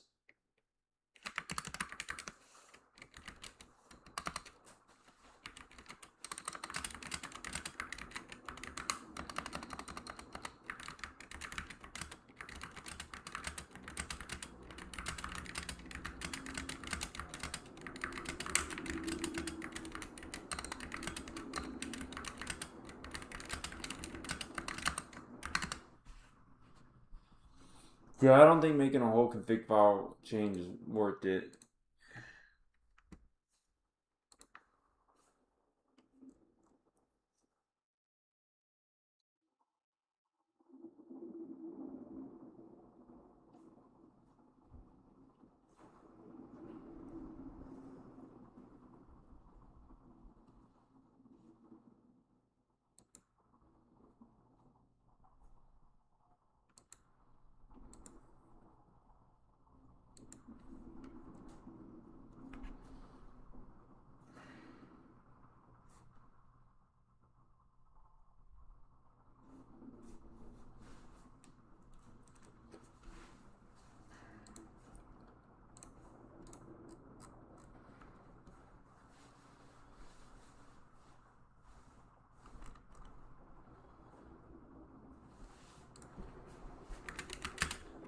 Sudo lsof dash I. Bam. Bam. Bam. Fuck, I can't even use that.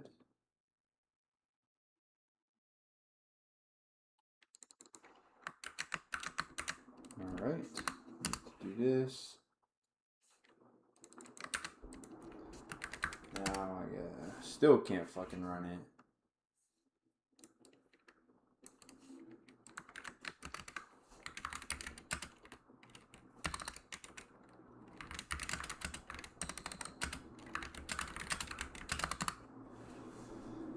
Oh man.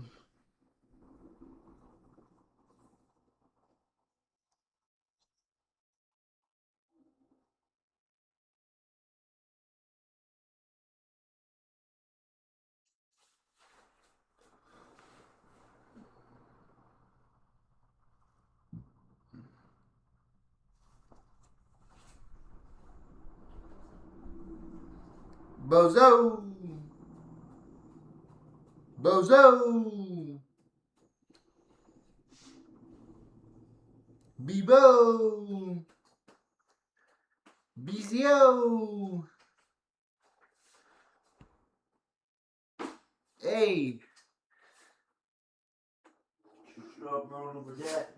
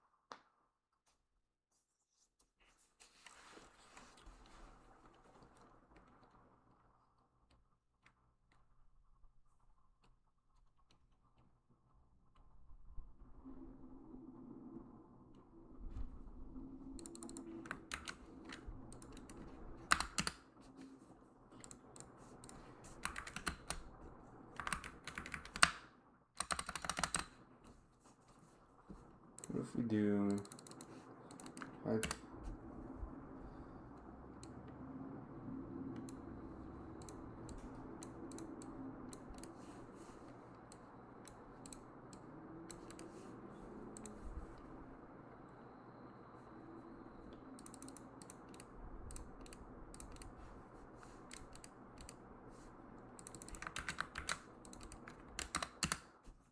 nope.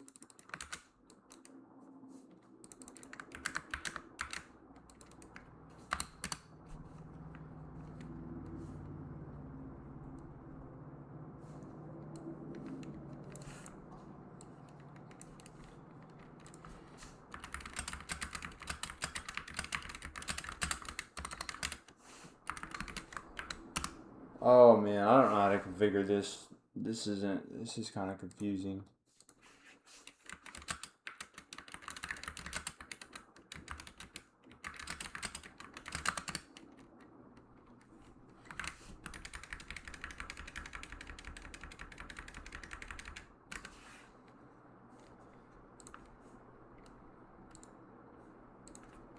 So, because where we try this earlier with responder? This one.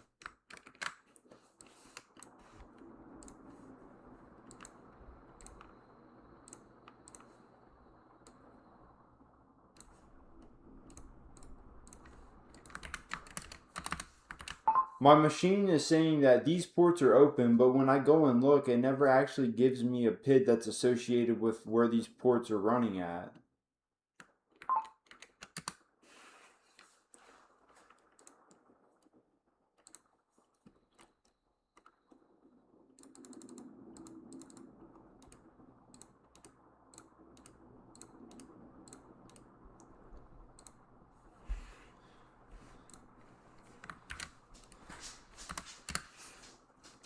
None of this comes back with anything.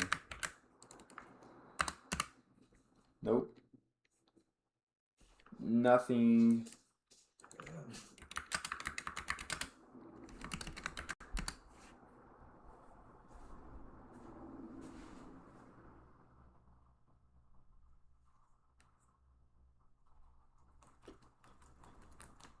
Damn, man, my fucking wrist is hurting bad.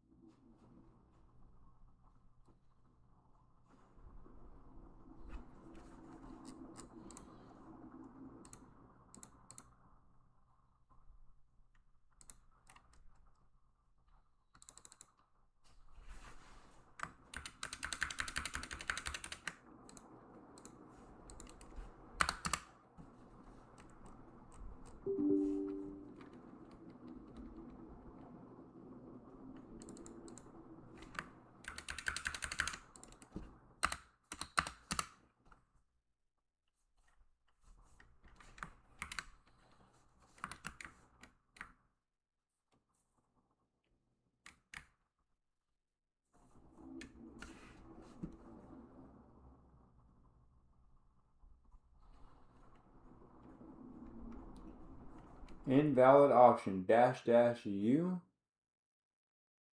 Nothing was in here was a dash dash U.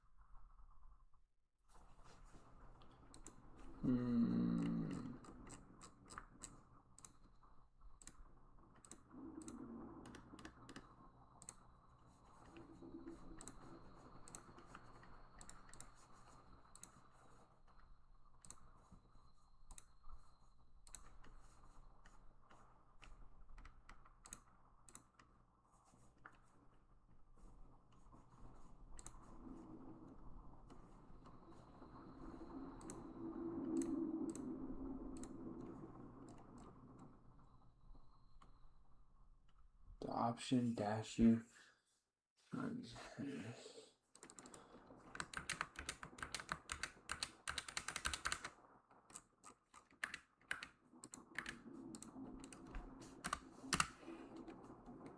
Like, bro.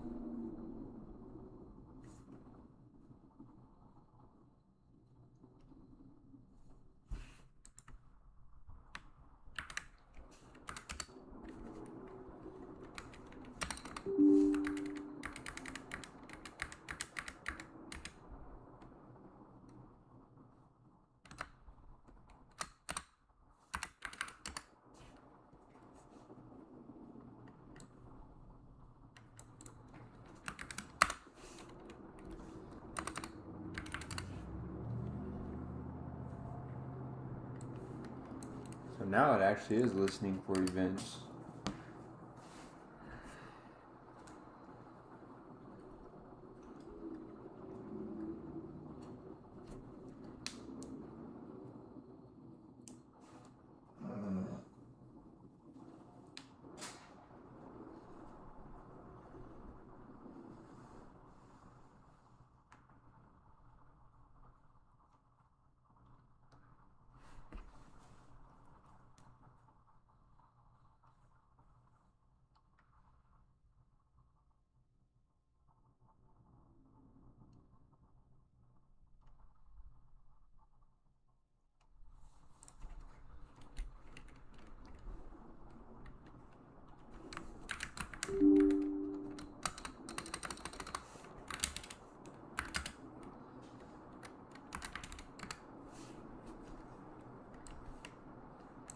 Now this should be configured right because this is my IP.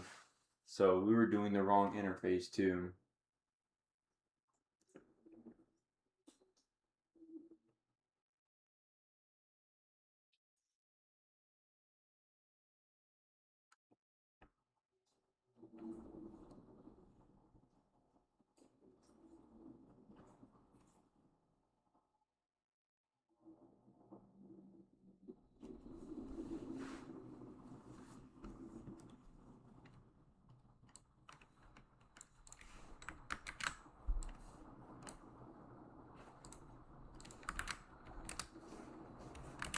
I figured it out. I needed to do some other configurations and turn some things off.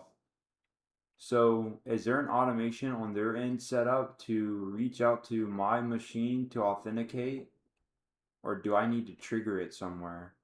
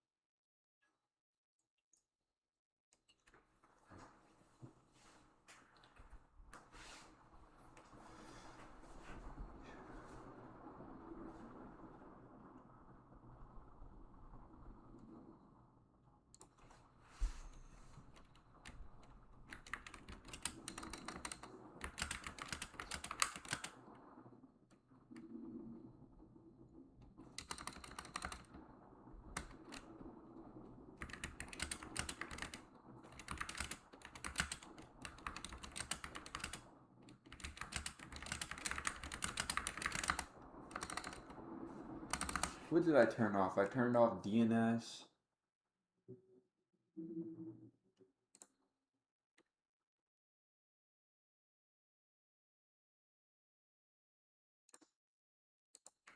DNS and DHCP.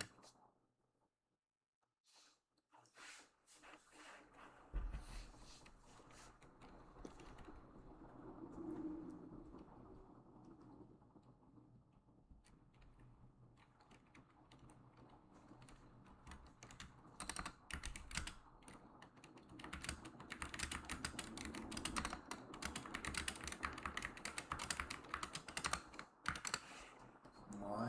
I'm so confused now. So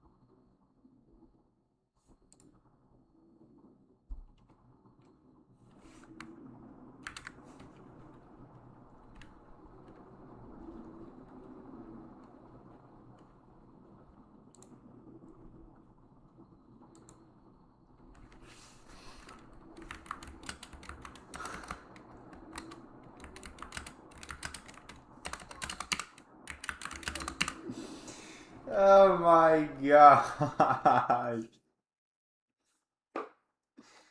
I can't.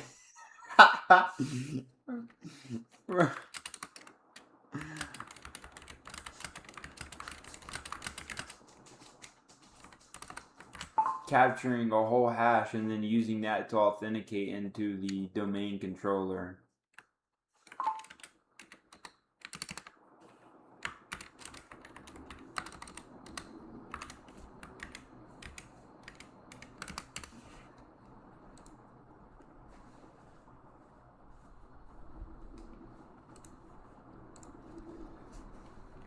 Alright, so what's yours?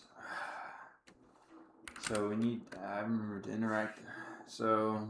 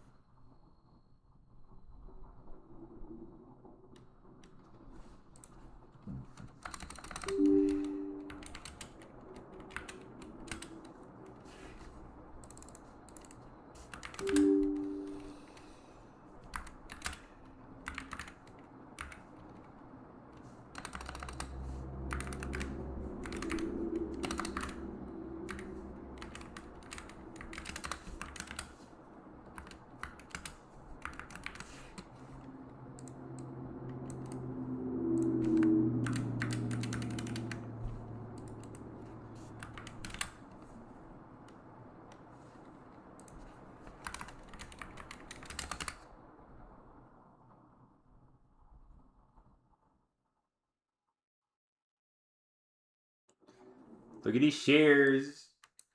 Yes, sir. Alright.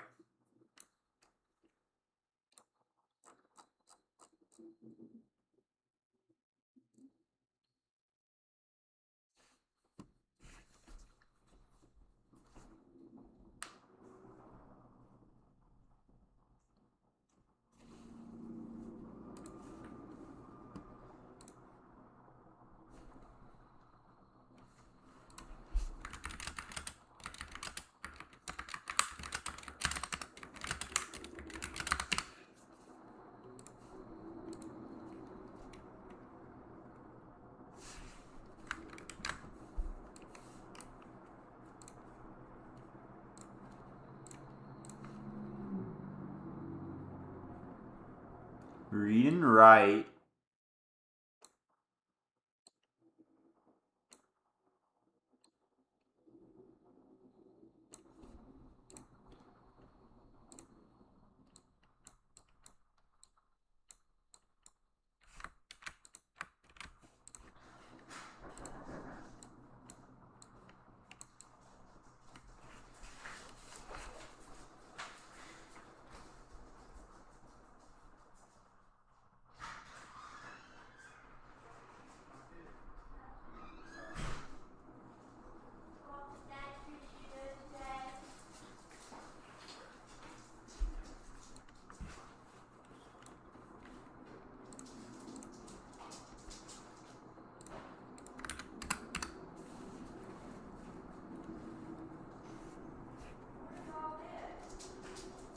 What? Bills?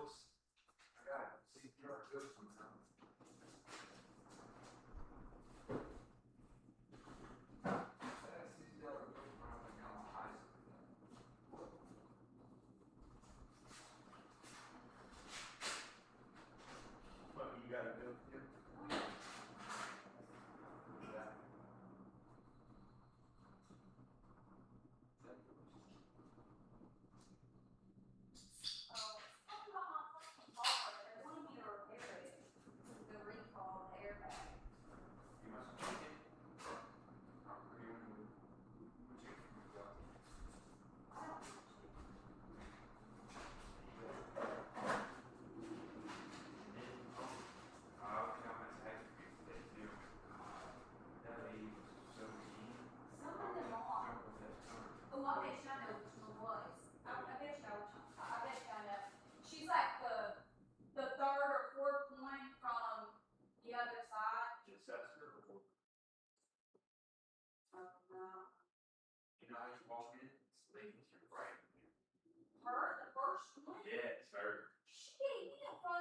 Nope. She was like, all right, Mr. Tennessee, come here. I'm like, bitch, shut up. What does she mean by that? That's what I was wanting to know. And then she was like, so do you want to build a capture card? And I brought in that. Get that trash. I'll give her $100. I can't break it. Well, you need to catch the car, nigga.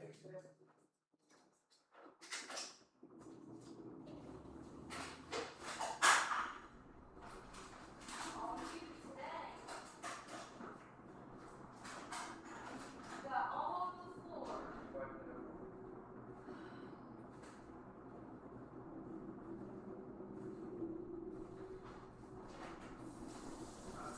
What the hell did you even eat?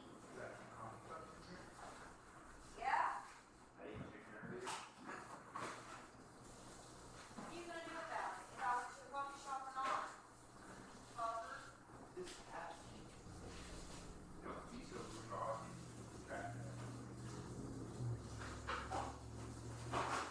Stop before you splash it all over the floor.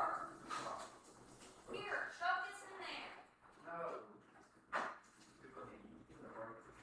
I'm gonna beat your ass.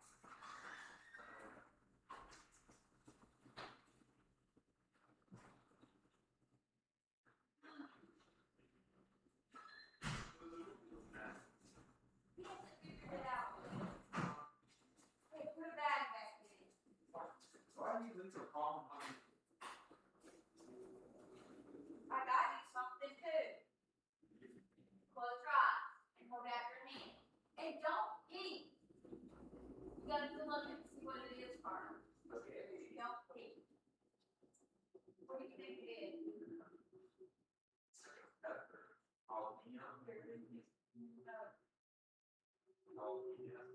How do you know? They're jalapenos.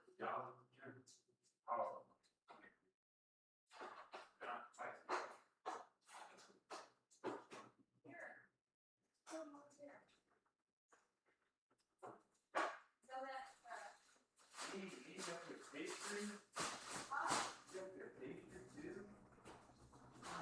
this morning I got me bacon, eggs, and cheese. But I know you're fucking around. Let me see it. Why? Because them coming down and they're like, oh no. Huh? Let me see it. I don't believe you.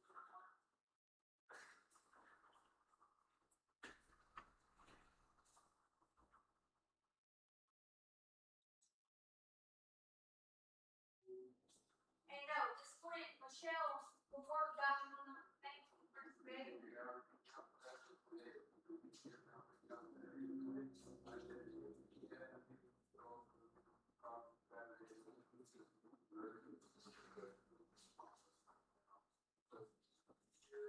So we're going for golf. Canceled. I'm sleeping. So 8 p.m. Shauna, let me know when you're ready to go eat, because I'm hungry. I'm hungry too. Let me change into some clothes. Alright. Civilian clothes. Bebop.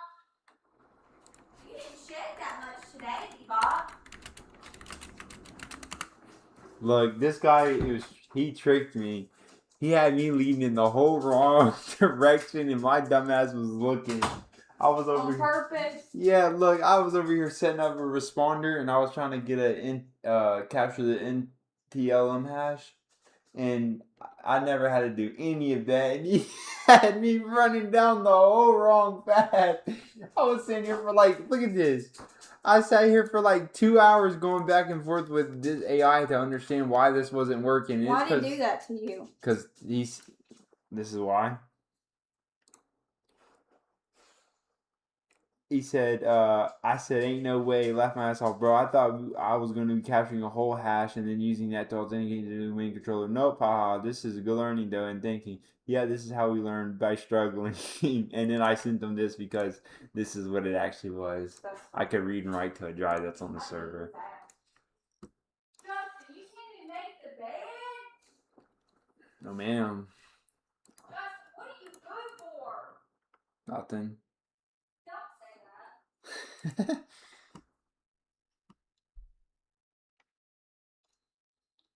Like dead ass though, like what do you do, bro? Uh-oh. Somebody's coming in there. Uh-oh. Somebody's coming back in here. You still walking in here. What is he doing? Like why is he just so curious? He's got his toy. Here, you fix your side. Play around. I'm about to fix your ass. I'm about to beat your ass. I'm about to beat your ass. What you got laying down in the bathroom? What is it? This towel. Schmitch Mall. What did you do? Lay down on the floor?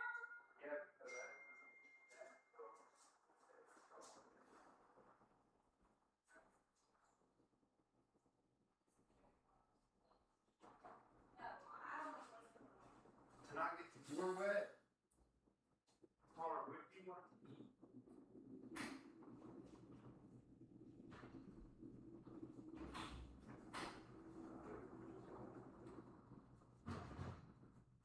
Huh?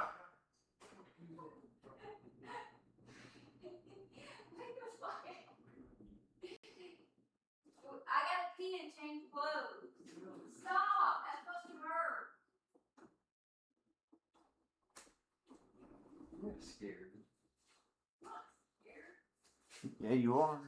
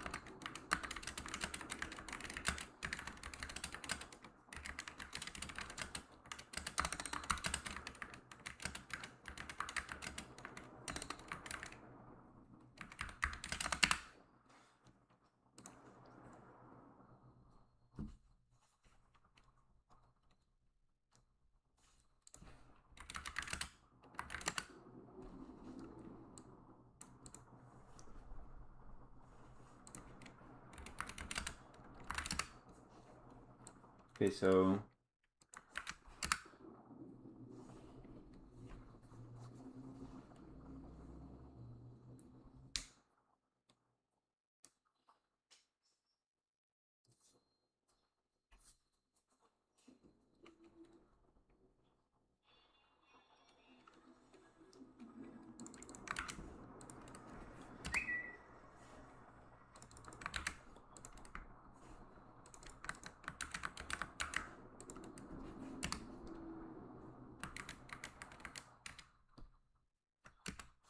nope, still doesn't fucking work.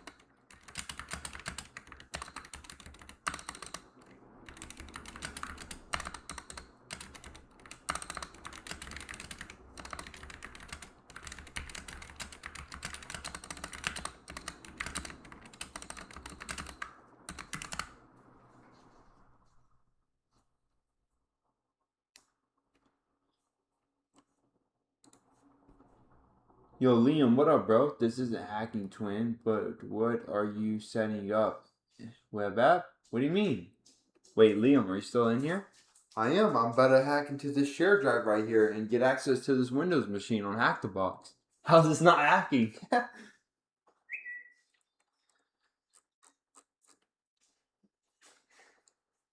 In order to do this, you have to use developer tools to host a web application to talk to their share drive that they have set up to exploit it. So that's what I'm trying to figure out how to set up now.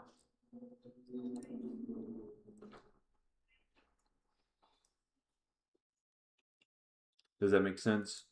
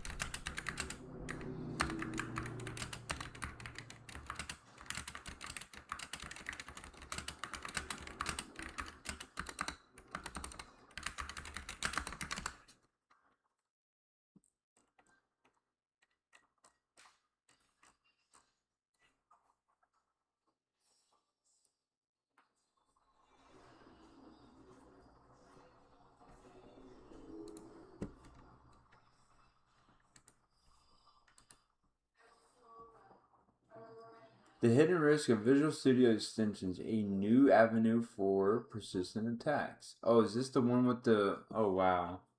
Wait, are you the one... Understanding Visual Studio extensions?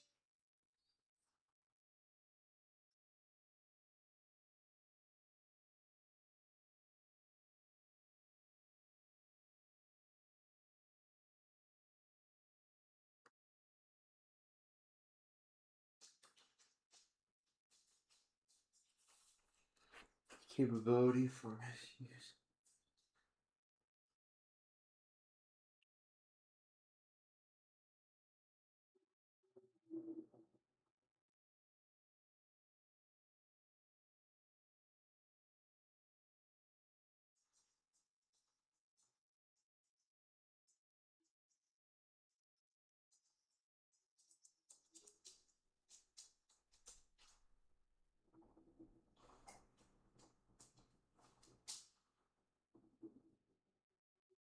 Root cause for concern with the VIX files lies in their simplicity and the low level of privileges required for installation. Unlike other forms of software that might need administrative rights to run or install, the VIX files can typically be deployed and executed with minimum user permission.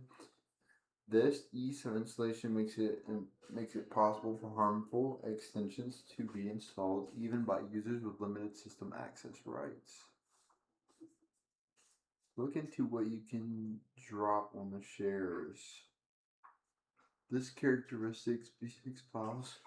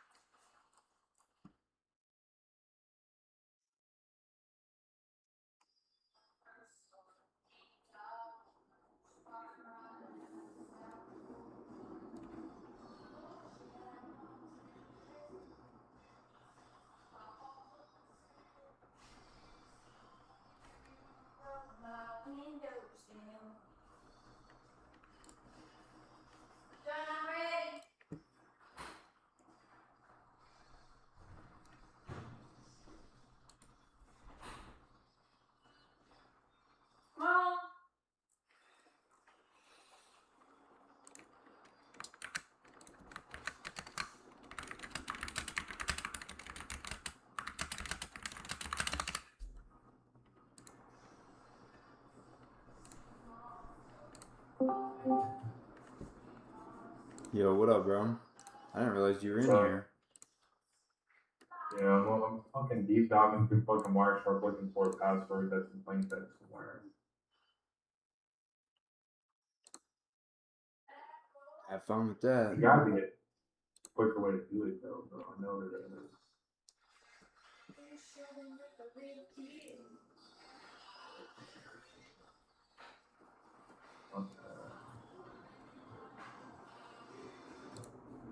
Justina, Yeah. I'm ready.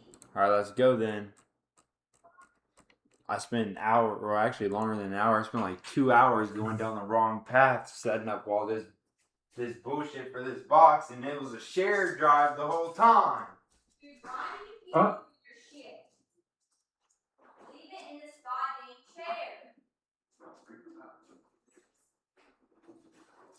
You're pissing me off. Why do you keep moving stuff? You don't even have Copy work. value.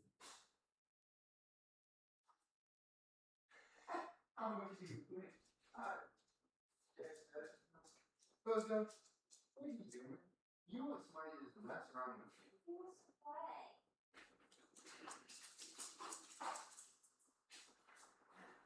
You see how he takes off running like a horse?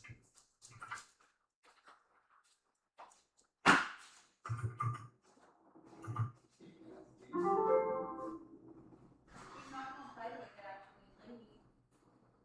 Don't you know that by now?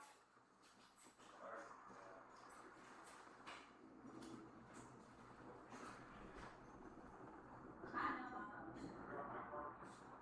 Yeah, you can drive it. Then what am I gonna do?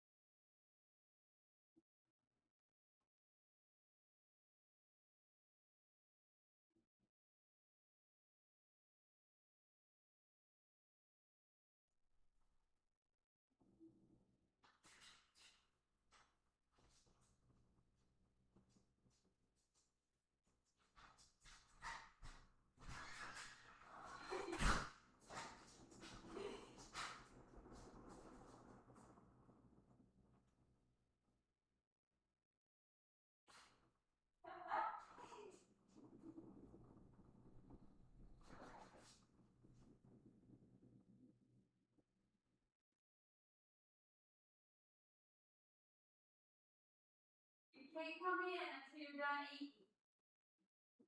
Ew, your breath stinks. Ew.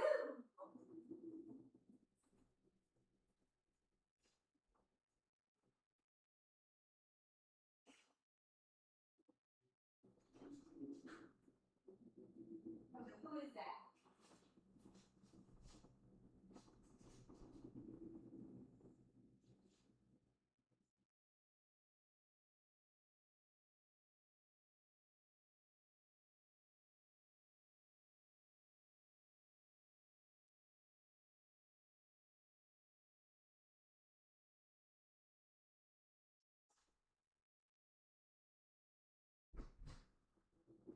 Say you're sorry.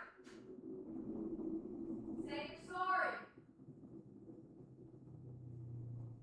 Say you're sorry. Ew, you're nasty. Pick that up.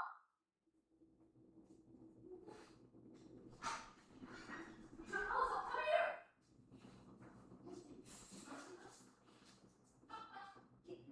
Get back.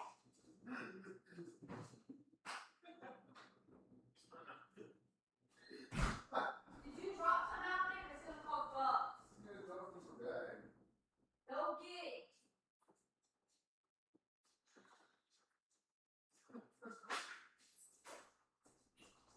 You're so annoying. I can't stand you.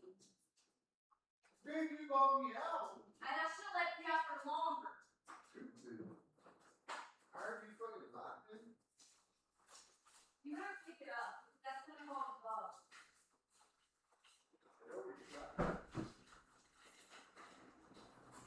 Buzzer, come here. Go get it. Hey. Yeah. Stop. Yeah, pussy.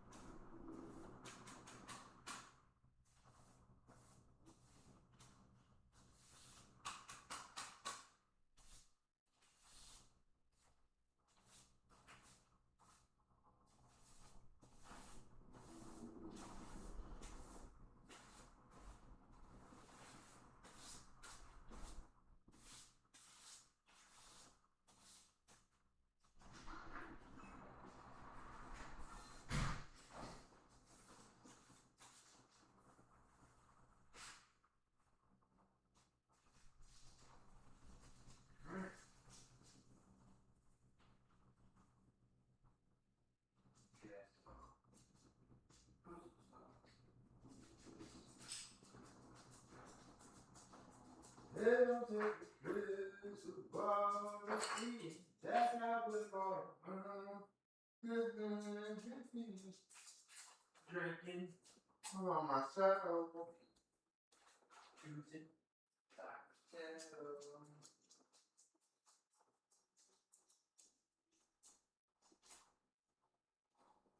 Yeah, chill out.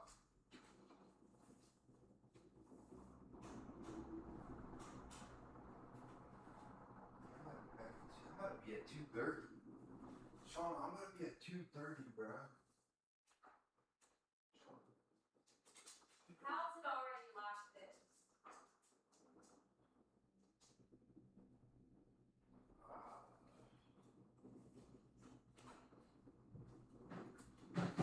You want an answer for me? Who, me? Yeah, you. How am I supposed to know? The dog, Bozo. That's why it's like that. But why the fuck else would it be like